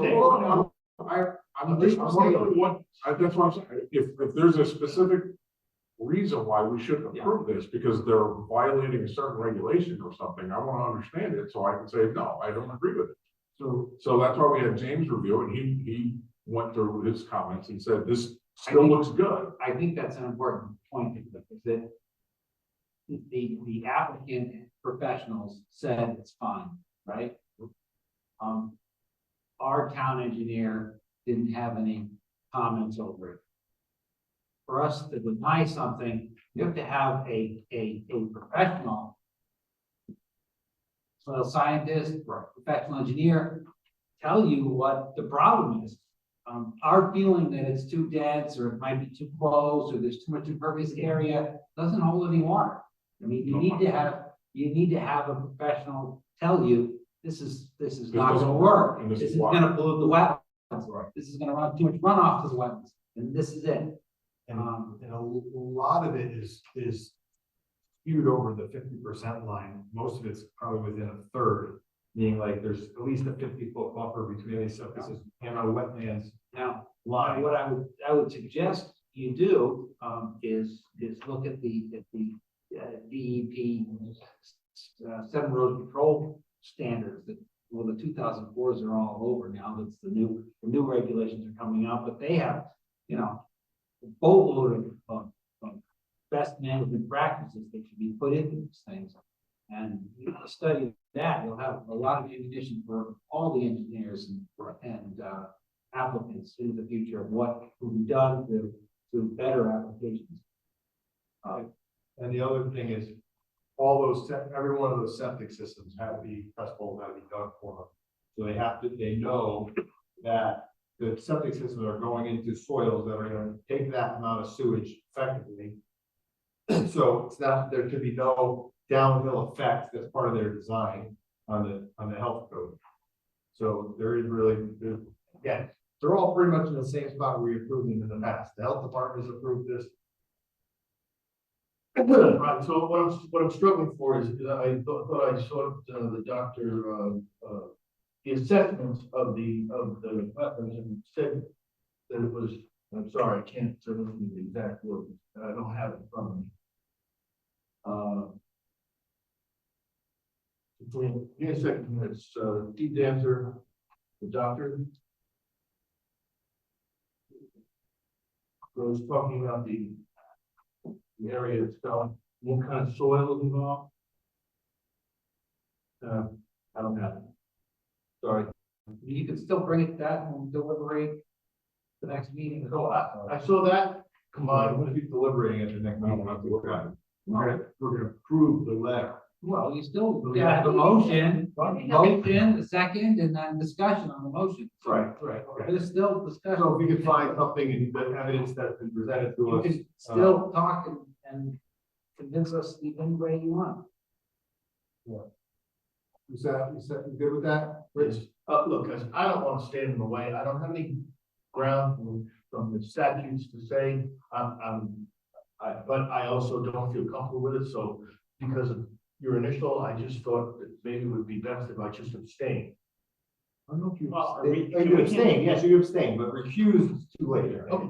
Yeah, you're right. You're sorry. So you can abstain, or you can vote no, or you can vote yes. You can, all three options are open. That's not the case. I'm not convinced that of what you're saying, and I get what you're saying. And I'd like to give him an approval. But I'm sorry, That's nothing personal about it, so. okay, well, I feel like it's personal sometimes. What? You know this developer? You know the soil scientist? You think? I'm not getting what your comment is, but again, let's continue on with what our job is here tonight. Yeah, so what would you, Chairman, what would you propose I should do? You understand my discomfort? I told you, you have three options. Right, And I said, the vote again, someone's gonna make a motion to have staff draft a letter of approval, and we're gonna vote on it. Okay, and you have three options to your vote, yay, nay, or abstain. Okay, so that's completely up to you. Whatever you feel comfortable with is what we want you to do. That's the whole point of you being. Okay, we're not sitting here, we're not gonna try, it's not a jury. We don't have to be unanimous or what's the word? I don't know. But anyways, it's not what the case is here. Everybody's gonna, speak their own mind and be comfortable with what they're doing. So again, someone like to make the motion. Well, I don't object if Rick feels that there's something that he saw and he has the documentation here and we need a few more minutes to look at it. And he thinks that it's a relevant point for us to all consider. I don't mind, I mean, at this point, I don't mind. No, I can't find it. I just looked through the damage. But you can show us next meeting. When we're discussing it before we vote. This is not a vote to approve it, it's just a vote to Draft. look at it, and get a draft motion so we can review it. To then Okay. approve it or deny it, Okay, great. all right? That's now. Good. I think that's valid. That's fine. Just really appreciate your. No, I just want to make sure that we do the right thing. That's all I really want to do. We all agree. So we need to make a motion to just get a resolution. A draft resolution. I'll motion for staff to write a draft resolution for approval. We got motion from Commissioner Kelly for staff to draft resolution of approval. Do we have a second? Excellent. Second by Commissioner Lindstrom. All in favor? Actually, no, I'm gonna do it a different way. I'm gonna do Commissioner Lindstrom, how do you vote? Yeah, Commissioner Stewart, how do you vote? Yes. Commissioner Kelly, how do you vote? Yes. Commissioner Smith, how do you vote? Yes. Chairman, yes. You're abstaining. You just say, Commissioner, say because you're here. Just say that. Oh, Commissioner said you gotta abstain. Thank you. All right. So. All right. Finally, conducting request, IWC aid activity reports, non-upcoming public hearing. IWC 2018-07 A1 file 1145. 205 Monroe Turnpike, request to modify permit to change new building from office to self-storage, including revisions to grading, wall location, and drainage improvements. 205 Monroe Turnpike LLC owner, solely engineer LLC representative. Public hearing scheduled for 3/13. So you guys have seen this application before. It was previously a medical office in the rear at 205 Monroe Turnpike, so in the front. All of this go behind that, and there's a medical office in the very, very rear. While they're coming back for a self-storage. So we're all good, that's all we can do. IWC 2024, definitely on file, 1472-205 Spring Hill Road. Proposal to construct 31,200 square foot industrial office building, including associated parking, drainage improvements, and expansion of wetland within 100-foot upland review area. GPS 205 Spring Hill Road LLC. Owner, applicant, Solely Engineering LLC representative. Public hearing scheduled for 3/13/24. So this is 205 Spring Hill Road. It's a very unique property. Half of it's in the town of Monroe, half of it's in the town of Trumbull. The actual access is from the Trumbull side. There's already an existing building on site on the Trumbull side. They're proposing to build an industrial office building in the rear of the property. There is a wetland on site. They are actually reestablishing that wetland. So they are touching and modifying actual wetland in order to create a water basin. So that will come in front of you at 3/13. So next is correspondence, is that? I will do it. Yeah. Okay. Okay, so we got an interesting situation. And basically the basis of it is that I believe as the chairman, that this commission treated a town resident who's in here for discussion of a situation on their property, and they were treated completely unfairly by this commission. So in the process of guiding us through a rectification of that situation, I guess if you want to call it that, I will hand out these packets to everybody.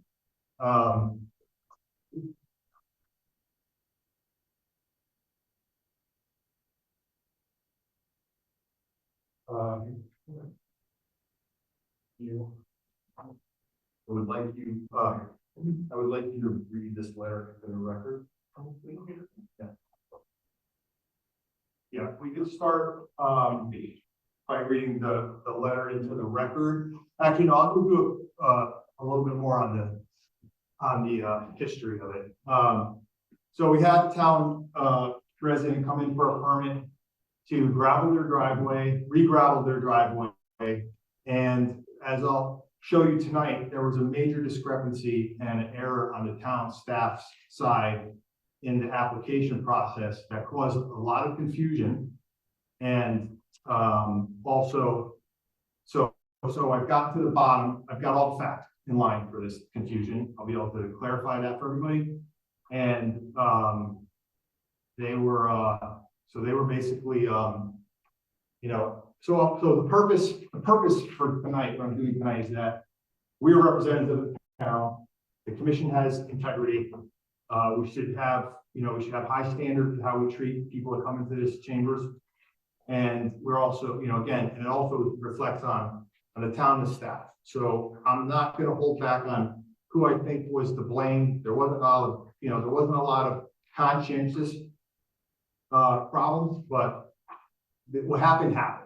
So, Commissioner Kelly, can you read that letter into the record? You mean the email? On Yeah. the top? Yes. Okay. Okay. Email date February 19th, 2024.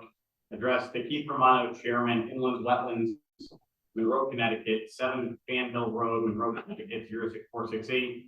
Regarding 66 East Village Road, Monroe, Connecticut, 06468. Inland Wetlands meeting date February 14th, 2024. Dear Mr. Romano, I am writing you regarding the accusatory treatment we received at the Inland Wetlands hearing by Mr. Rick Smith. We were at the meeting to answer to an email that we received from Cheryl Valerie regarding the agent approval for a project that we were approved to complete. The project was the paving of our existing driveway and removing and re-graveling of our 15-foot right-of-way. We were told that we did not need to appear at this meeting. However, we figured it may be in our best interest to appear. At the meeting, we felt as though one of the members of the panel, Mr. Rick Smith, had an agenda in mind before we even arrived at the meeting. Mr. Rick Smith made accusatory statements and questioned our character as good neighbors in front of the gallery, which was very embarrassing. He said, "Shame on you, you should be ashamed of yourselves. We have never met Mr. Rick Smith, nor does he know anything about us. to have made a comment on our character one way or the other. He threw his arms in the air and said the whole thing stinks. He refused to vote and abstained, which was just ridiculous. For some clarity, we own a 15-foot right-of-way through 68 East Village Road, which was modified December 16th, 1983, and reaffirmed, granted, and conveyed in perpetuity for pedestrian and vehicular ingress and egress to and from East Village Road. In our application for the regraveling, there was no mention of the size. We were told to follow the existing footprint, which we did. In the early fall of 2022, we notified the owners of 68 East Village Road that we were planning on paving the right of way, which they had no issue with. By the time we were ready, winter was upon us. We got back into scheduling with Burns Construction Co. in the early spring of 2023. At that time, we again notified the owners of 68 East Village Road of our plans. The owners of 68 East Village Road even called Burns Construction to get a quote to have the rest of their driveway paved as well. We cannot speculate as to why they decided not to move forward. On or about May 19, 2023, Burns Construction had the call before you dig painted on the driveway, and the owners of 68 East Village Road put a letter in our mailbox copying attorney Fred Martin to stop the paving of the driveway. We had previously been to the town hall, as did Burns Construction, to inquire if we needed a permit to pave the driveway right of way, and we were both told that we did not need a permit to pave by Public Works Director Chris Nowacki and Town Engineer James DeMay. Because the owners of 68 East Village Road copied attorney Fred Martin, we had to hire an attorney, in parentheses Ben Proto, to represent us. Attorney Proto reached out to Clifford and Susie Cuso, owners of Cuseo, the owners of 68 East Village Road, to advise them of our plans. Mr.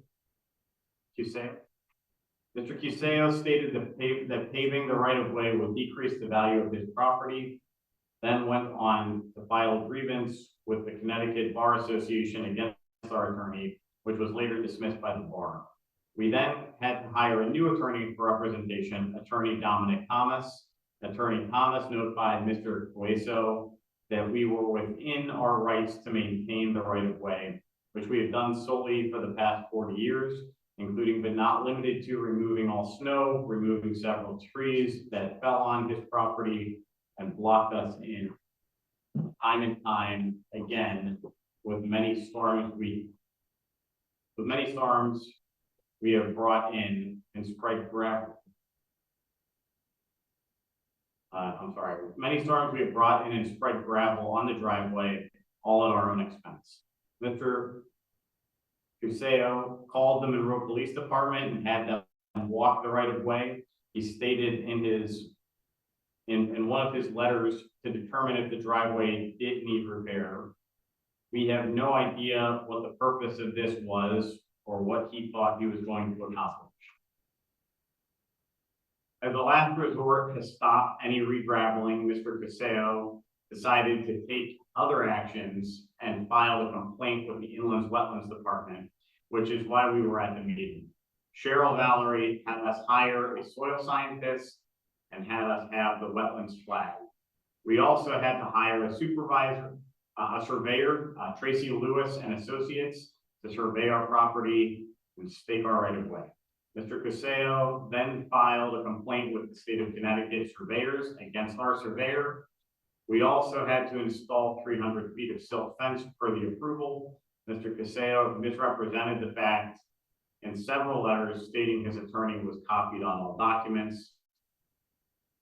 Both our current attorney, Dominic Thomas, and our previous attorney, Ben Proto, verified that Mr. Cuseo did not in fact have representation.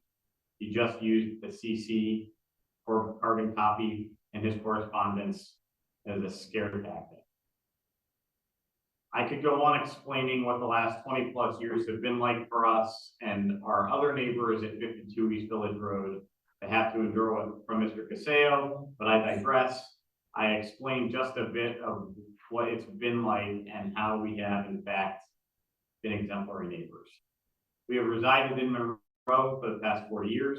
We've owned a business here in Monroe, Superior Signs LLC, and raised our daughter here. We love our community. We've donated many hours to the Monroe Recreation Department, Monroe Pop Warner, and other school activities and programs. Our business has also donated signs to our community over the years. Most recently, 1 week before the bicentennial, we were asked to provide all the banner layers for the cake that was in the parade and subsequently on display. We also donated approximately $3,500 in signs for the Wolf's Den playground.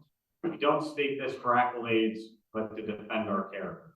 No one should be able to attack a person's character without concrete evidence of such character.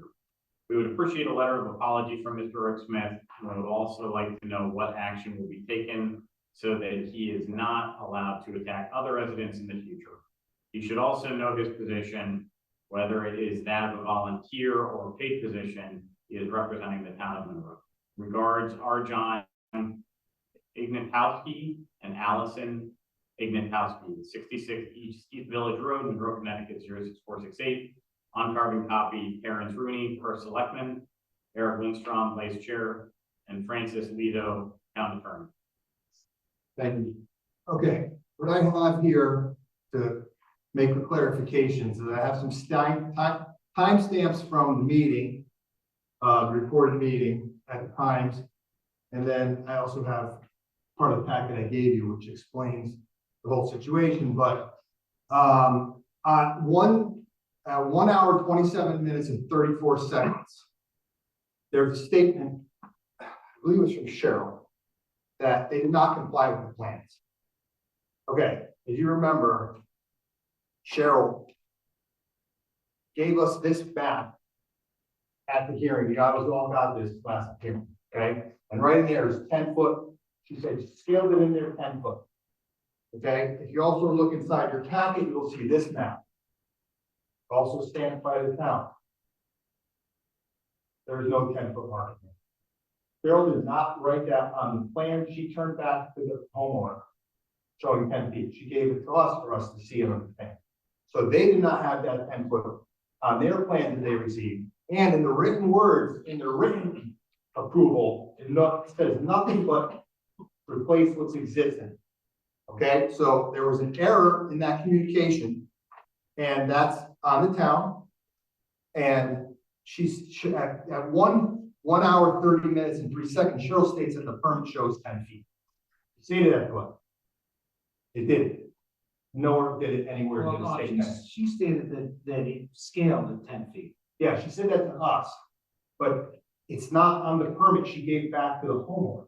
It's on the copy that she gave us. Yeah. She did say that the plan had 10 foot written. And it's not. I just showed you the picture of that. I just showed you the picture. So I just showed you the picture of the stamped approval photo. Doesn't show the 10. Okay. Okay. You understand that? I remember. But these are not facts. This is the real deal. She did say 10 feet. She did. Right, she did, but she said it scaled at 10 feet. Right, but that's the copy she gave us. I'm not saying it's right. This is the copy she gave the homeowner.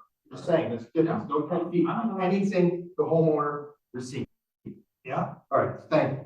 At 1 hour, 31 minutes and 20 seconds, Commissioner Stewart and Lindstrom said, we have no problem with this. At 1 hour, 32 minutes and 0 seconds, Chairman questioned if gravel was encroached by grass over the years. At 1 hour, 32 minutes and 37 seconds, the resident said the plan didn't specify a size or width. At that point in that meeting, the benefit of the doubt should have went to the resident right then and there. He may have been wrong. He may have not saw the 10 feet, but he clearly was right because there was no 10 foot on the plan that he received. Okay, so no benefit of the doubt was given to the resident at that time by, I'm going to say it, the cumulative, everybody on this board. So I mean, somewhere in this commission, the benefit of the doubt was not granted.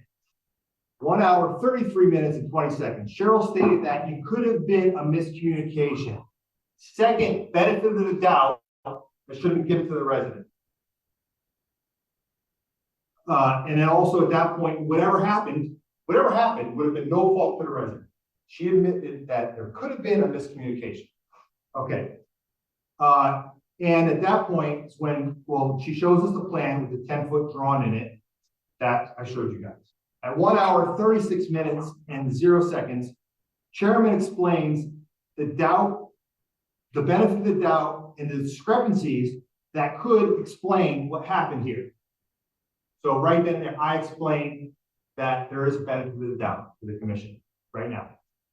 Okay, for 1 hour, 37 minutes and 20 seconds, Chairman and Commissioner Lindstrom and Commissioner Stewart again were okay with what happened. Commissioner Smith says it stinks, and they should be ashamed of themselves for not notifying the neighbors for making the driveway bigger. I think we could see in the stuff, the letter and these other things, that the neighbor knew exactly what was going on. Okay, the whole time. And I think what was also stated, 1 hour, 37 minutes and 56 seconds. Commissioner Smith said it's clear that it's okay. It's clearly wider than it was. He says it's clearly this thing is clearly wider than it was, and no one agrees with that statement. The last is 1 hour, 38 minutes and 42 seconds.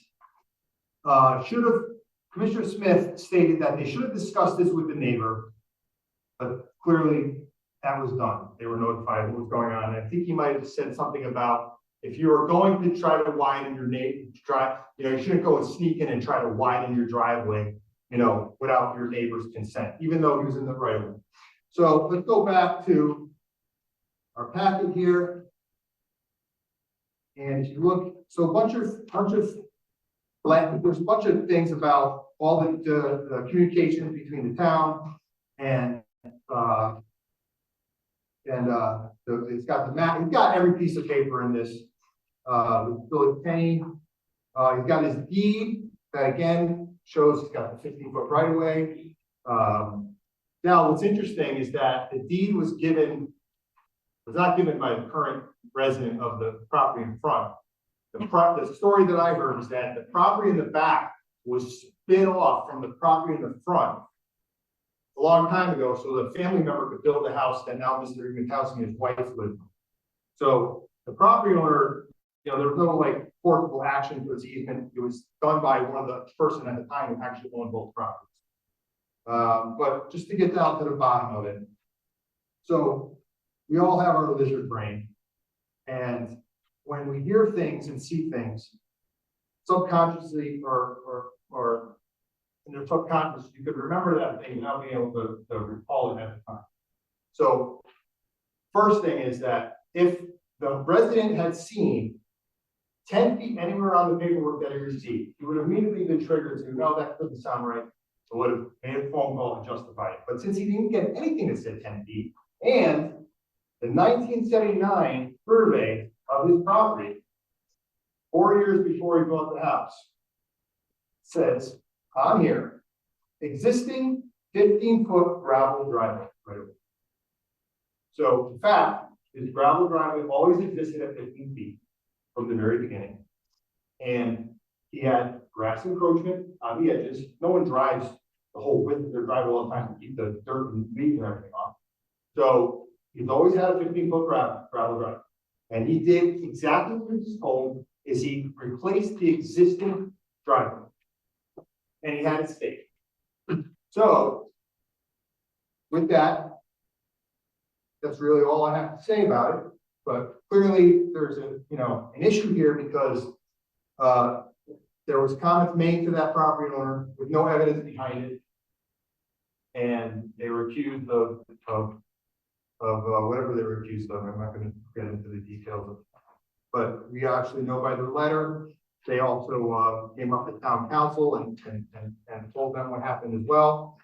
So we have an issue as a commission that we have to rectify. And I'm open to suggestions on how we do it.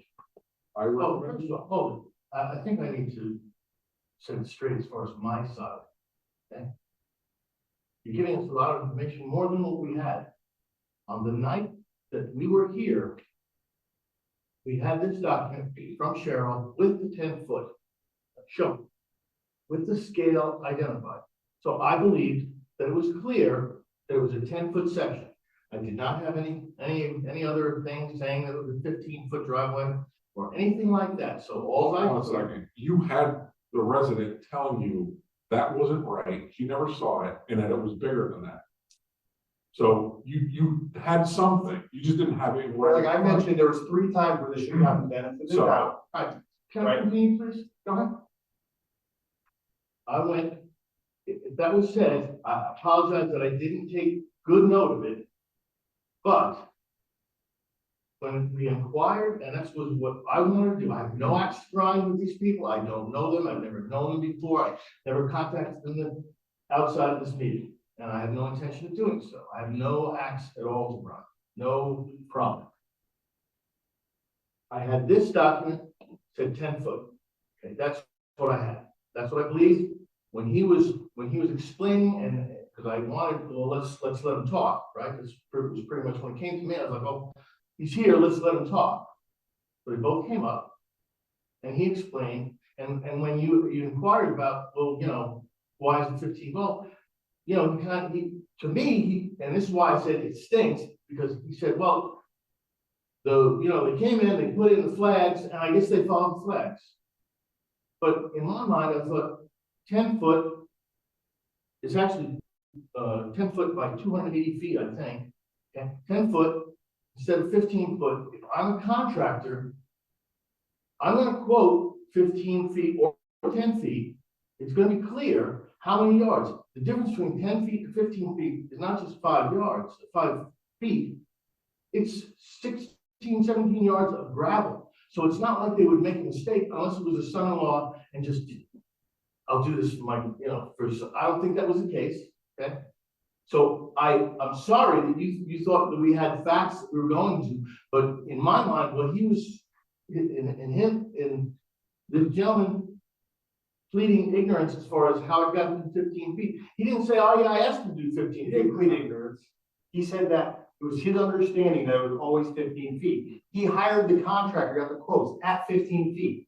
He knew, he saw the map when he bought the house that said his driveway was 15 feet. Now, let me just add one other thing about why you end up having a driveway line of 10 feet on those plans. When he had the surveyor go out, the surveyor did not investigate anything. They just took visual. And since the gravel was covered, as suggested, and a couple other people might agree, that the gravel was covered, they didn't go and like look, kick the grass away or do an investigation like a soil scientist would do or something like that. They just took, and he said it wasn't even necessary. It wasn't asked for. He just figured while he was there, the guys mapped out what the exposed gravel was. Okay, but that's why we had that on our line. That was another miscommunication between, just someone turning in some information and then, people just deciding what they're going to do. But again, you assumed he was lying to you, right? That was your assumption, that he was lying to you, right? You said that if you look at what you said you tried to sneak in the extra 2 feet on the side of your driveway. You assumed he lied to you, that he intentionally expanded to 15. And now we have the evidence, and we have the memory, and we have the plan that shows that guy believed for his whole entire time that he was a resident of that house, that his driveway was 15 feet. Now we have the proof back it up. And so with the multiple, you interrupted me. With the multiple benefits of the doubt that we should have given him, and were clearly basically stated and were obvious, there should have been, your response was completely unwarranted at the time.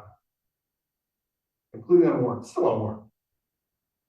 That's what I have to say about it. Now back to you, I'm sorry.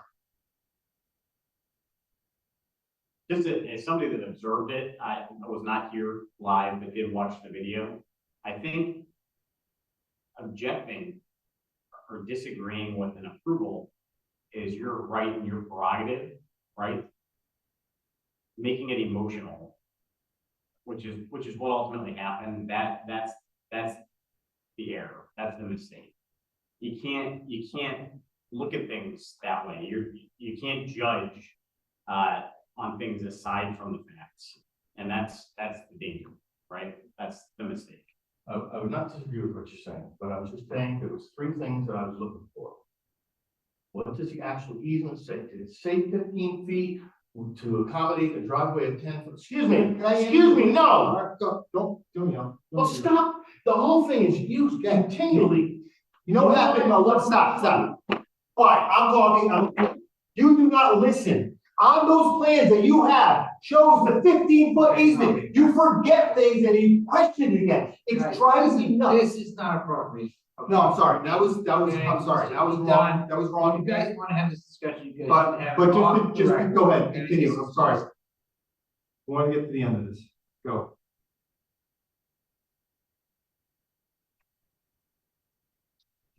It's not clear to me from the pictures that when they said that they had problems getting in and out of the driveway, it was not clear from the pictures that 2.5 feet magically disappeared on both sides. So I had 3 points of information. I had the document that Cheryl gave me that had 10. I did not have the easement that said anything. But I don't know what the easement specifies. And when I inquired, did you talk to the neighbor? Did you get approval from the neighbor? She didn't answer that. The answer was we talked to them. So I didn't see that we had, because talking could be, you know, Well, well, the neighbors don't have, he doesn't have to talk to the neighbors. No, He's got an easement, he can do whatever the hell I understand that. he wants on that easement, well, with our permission, but he can do it. He's got a right to go over their property and improve that. But I agree with you. I support the staff, okay? The staff gives me documents. I want to support the staff. I don't want to undermine them. And I want to believe what they tell me. And I believe what they tell me more than I believe what the applicant tells me. But you still have to treat them, Well, with respect. But that's, yeah. So I had those 3 points of information. And I was, what I heard was, well, he never said, I asked for 15 feet. He probably didn't though. Well, but it would have to. He had 15. It's clear. So, It wasn't clear to me that night. well, can I? Okay. So I think we all agreed that the information we got was poor. Okay? And the decisions that we made based on poor information were made. I can't fault you for coming to that conclusion based on the information that you were providing. It looks like it was this, it turned out to be that, something may not be right. And I agree that you got to that point based on what you had in writing. And maybe we could have all gotten to that point too, but it was the reaction of that information to the applicant that I have the problem. I don't have a problem with the fact that you didn't like that it got wider, whether it was intentional or unintentional. I didn't like the fact that you shamed the resident and the way, you know, that to me was the issue. Not that you drew a conclusion based on, you know, bad information. We got bad information, we make a bad decision. Okay. It's how we react to it after that I personally have a concern with. And I think we do owe him an apology. We should write him a letter, we should all sign it and say, listen, we apologize, everybody, not you specifically, the whole commission. We didn't do this well, we're gonna do better going forward. Because he deserves an apology, because he was treated for it. So, do we have to make a motion to write a letter? I did yield to you, but I didn't quite finish my point. The third point is. Why are you staring at? Why are you staring? Why are you staring? Because You're like talking. putting your eyes in the air. No, Like, I'm looking at something in front of me. I just Relax and speak. All right, Let's go ahead, come on. so my point was that if she came to us and said it was 10 feet, I said it was 10 feet, they knew it was 10 feet, you know, that's what I was getting at, Cheryl. If that is the case, that in itself should bother us. Whether or not it was, you know, if it was correct, right? She was trying to be correct. She was bringing it to us, so I have to believe Cheryl because of who she is, and I want to respect the position of a zoning enforcement person. So to me, it's like, well, you know, should be some little hand slap or something for, if that was really the case, and I don't doubt what Cheryl said, even to this night, I think that she meant well. She didn't have any axe to grind with these people. I don't think that that's the case. I wanted 3 pieces of information. I wanted Cheryl's side. I wanted the neighbor's side, these bad people, just because if they offended Cheryl and us by doing something that she had not approved, and these people had also told them, hey, you know, I didn't have all these facts about lawyers and you know what? I don't think, I'm not trying to debate, this is all, but there's always 3 sides to a story. There's the 2 sides of the people that'll tell you, and then there's what really happened. And so I'm trying to sort that out. Now, with regard to my emotional state, you're right. I need to chill out. But I gotta tell you that ever since I got on this commission, the opportunities, any opportunity that the chair has, they just flush me. That's not appropriate. Case in point, and I can go through a number of cases in point past me, was Panama. He's like, we don't need to ask any questions. It's just a public, it's just a term whether we know public hearing. And I had a very slight question about, okay, but I just want to ask about this dirt and whether it's going to be moved. They were talking about soil removal and there was some comments about, I just wanted to clarify how much effect it would have if the soil was placed near or on the wetlands. Or I just want to know the soil, that's all.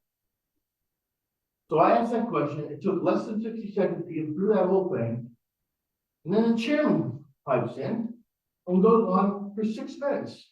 I remember he said, you know, he's talking about the water on the roof and not unimportant questions, but he chastised me for asking a simple question. And it goes on for 6 minutes. And he, Keith, he said, I'm just spitballing here, but I was thinking, you know, so and then you came up with another good question about the wetlands that was important of when we were going to have a public hearing. So I feel like I'm constantly just shut down, and I really have the best interest of Monroe and the citizens, and I don't want to offend them.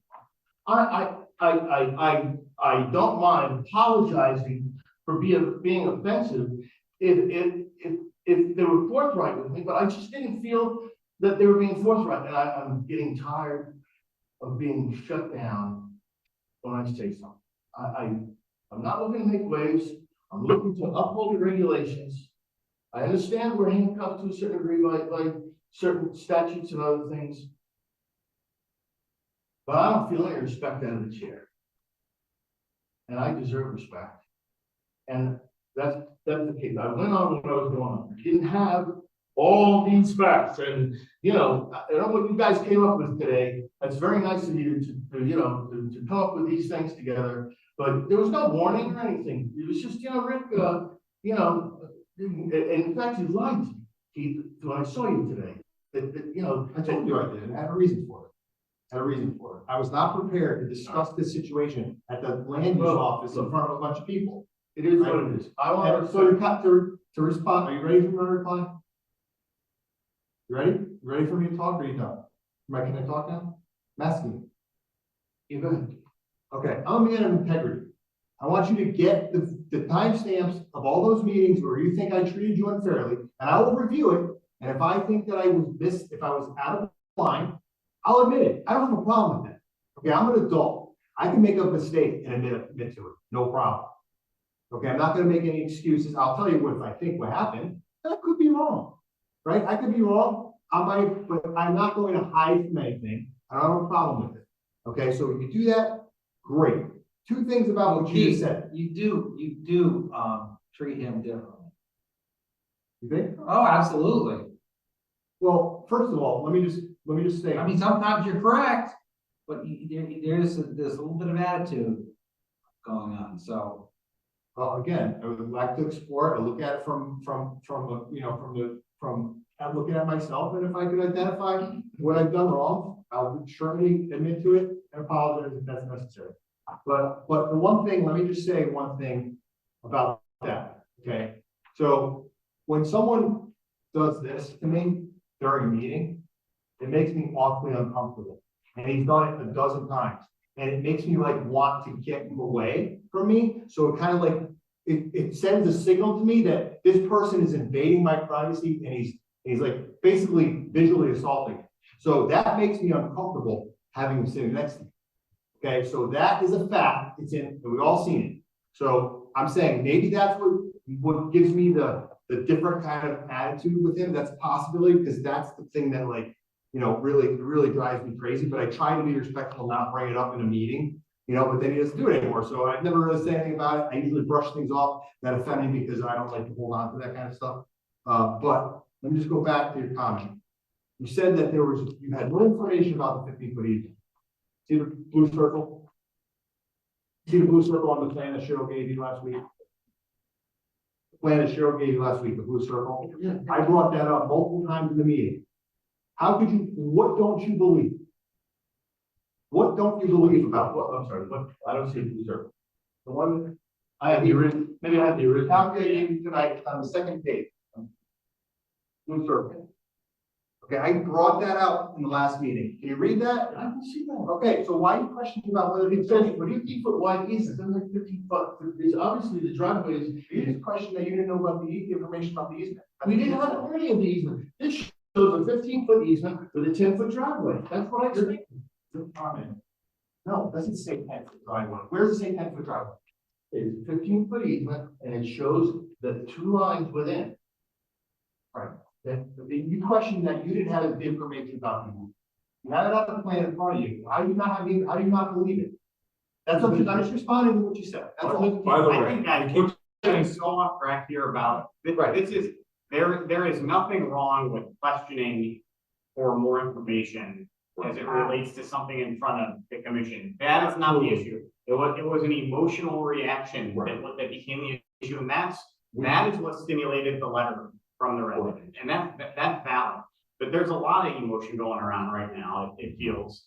And I think, again, I agree, Jim, I think it was you that said that some of this should be said offline, like, you know, maybe with you, Eric, but those are two different topics. We shouldn't keep going back to the application, because there is nothing wrong with challenging something or disagreeing with others on the commission. That's not a problem. Or even coming to a different conclusion based on the facts as presented at that point. Absolutely. Yeah. As the facts change, they change.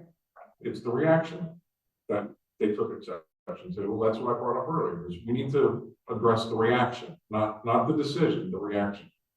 So your commentary, Rick, the way that you're feeling about things, the way you feel about it is valid. That's your feeling is valid. So again, I think that there's value in that conversation, but not here online as part of a commission meeting. I don't believe that. And just from my perspective, we could have gotten this resolved without me doing the investigation work.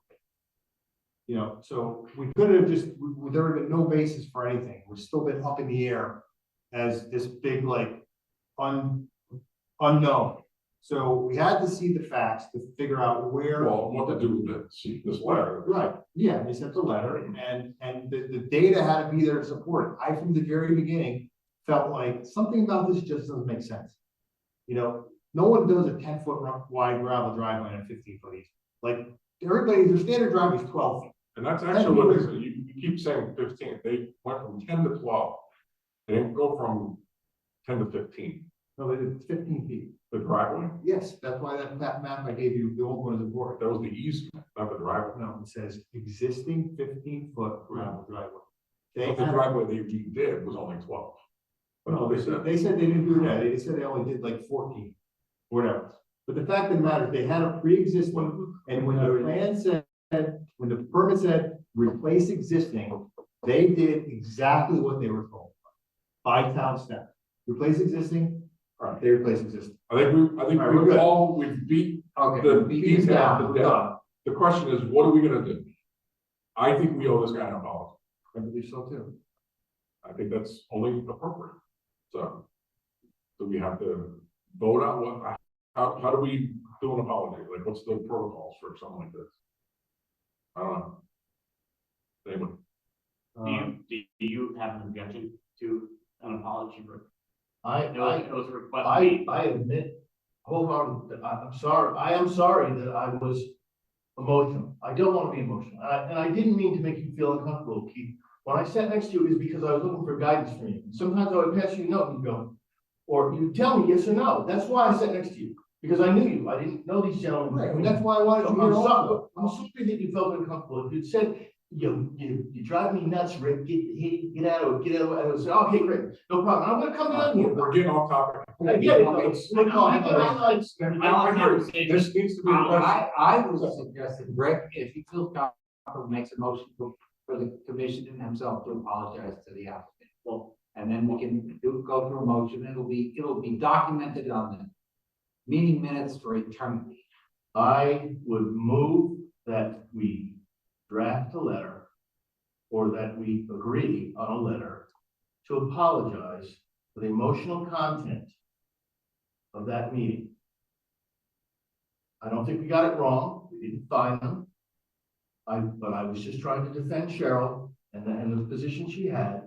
And I would put myself in the neighbor's position, that if I had disagreed, then I would have gone with Cheryl and, hey, I'm sorry, I wanted more information, and so I abstained. I didn't say no the whole time.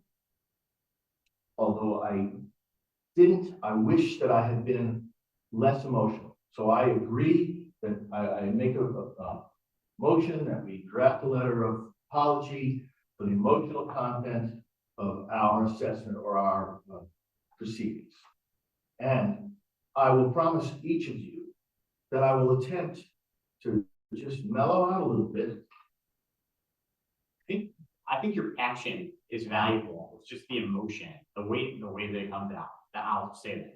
And I do also just want to clarify in terms of the letter, and I suppose I'd be happy to apply my name to it as well, although I was not here, so maybe there's not a place for that. I think we should clarify. I think, Rick, perhaps if you draft a letter, and then we approve that letter. I think we all should sign off on it. Right. It should come from the commission. We all individually sign. Yeah. That I agree with. I think that's. But I think it's fair for you to. It's gonna say, we the commissioners apologize for the emotional content of our assessment, something like that. It's not gonna be lengthy. It's just, we apologize for the emotional content of our assessment. I feel like that's kind of missing. Then you can write yourself. Right. I think it's We'll go direct. back to treatment. actual, someone made a motion, is there a second to the motion? I second that motion for. Okay, so the motion was, who made the first? Yeah, Commissioner Smith made a motion to write a letter of apology. Commissioner Lindstrom seconded. Are we all in favor? All right, that motion passed unanimously. Now, the details of the letter we can work on. But I think it should address the treatment that they received. Not the topic, the treatment that they received. Right. Well, we can work on that. That's Right. So Let's move on. move on with it. 10 o'clock. So I don't even know where I put the agenda. Minutes. General discussion as meeting minutes, so the staff kindly request that you look at the meeting minutes. We did send an email to everybody a couple days ago for your review. Unfortunately, we are getting some of them later. But due to the timeline, we wanted to get it on your, Yeah, so I'm going to go as the secretary by meeting dates. Okay. And tell Can I you. just borrow some of the agenda? We got all. Who is typing up the minutes? Our recording something. Okay, just for the record, it's not a big deal, but it'd be nice if my name was spelled correctly. That is a big deal, and you will think of it. That's Is that on the? It's spelled right in the, it's spelled right here. Oh, wait, it's not the open. Who's this Bob? Okay, so the meeting minutes for the Inland Wetland meeting on September 13th, 2023, I approve with spelling adjustment and nothing else. The meeting minutes for Inland Wetland meeting on September 27th, 2023, again approved with no adjustment except for spelling of Commissioner Lindstrom's name. The meeting minutes for October 11th. Should we approve them individually? Should we approve them individually? Or is he, okay, we'll go back after? Well, I got two adjustments on these two as well. Okay. So, so How does that? what do you that's think? why I did it individually. I know we're late here, but the meeting minutes for the Inland Wetlands meeting on October 11th, 2023. My only concern is there was a 2024 meeting schedule vote. And we're missing Commissioner Stewart, and Wait, I am sorry, go actually back. What's the meeting date? October 11th, 2023. Got it. Spelling of Commissioner Lindstrom's name is one adjustment. The 2024 meeting schedule vote, the final vote of the evening, missing Commissioner Stewart, and I am there, but I was actually absent from that meeting. I did watch the video to make sure that I was approving the minutes correctly, but Commissioner Kelly should be removed from that vote. Commissioner Stewart should be added. Meeting minutes, November 8th, 2023. Again, is your name was spelled across the board? It is, right, Eric? Again, correcting the spelling of Commissioner Lindstrom, Commissioner Lindstrom's last name. And also Commissioner Stewart was missing from all votes of was present. He was credited, he was just missing from the votes. Correct. And the 4-0 is probably wrong, because we had five, so those votes are all short. Oh, Finally, Wait, so yeah, the first, vote Vote tallies. counts are off. The vote tallies are, it's saying 4 and 7. but so let's just take, for example, the first one. Lindstrom, Kelly, Smith, Stewart's not on there. Right, Commissioner Stewart should be. I was sleeping at that moment. So it should. I thought you said he was there, but you're saying he needs to He get was added. present, so his name should be added to the tally. I was So thinking it was. And they were all minimum. they were all unanimous for that, for the record as well. Was I really there? That's the question. I don't remember. To be honest with you, was I there? Okay, because maybe I wasn't. Final meeting, December For the 13th, record. 2023, I approve with the adjustment of Commissioner Lindstrom's name and nothing else. All right, let's go back to November 8th. So I'm good for the first couple ones. Meeting minutes. Does Stewart need to get added to all those On November 8th. on November 8th? No, the November 8th vote, he was here, correct? Or, Yes.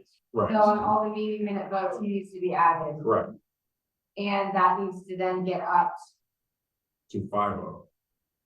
That's if I was here. Well, how come, how come on the I did meeting watch. minutes? I we- go was back and there? watch them. Very sure. Okay, good. I mean, if you want to table this one, I can go back. and No, look no, again, I'm but good. You say I was here. That's fine, I just want to make sure. And then the meeting minutes for 6/14, on the very bottom. I mean, there's September 20, that's the one. I am absent there. Okay, so that's. That was just to That approve the was meeting what I was- minutes. I similarly to this staff received, Okay. You see, the- received a list of meeting minutes from prior meetings and that. So we're gonna have to vote to approve these, right? We have to Well, vote. you see, there's a problem with 27th too, because you got the same thing going on the total. You got 4 commissioners there. Well, maybe this, is that, when That's he was because Keith is received himself. Okay, no, Yeah. okay. Okay, yes, you do have to vote on.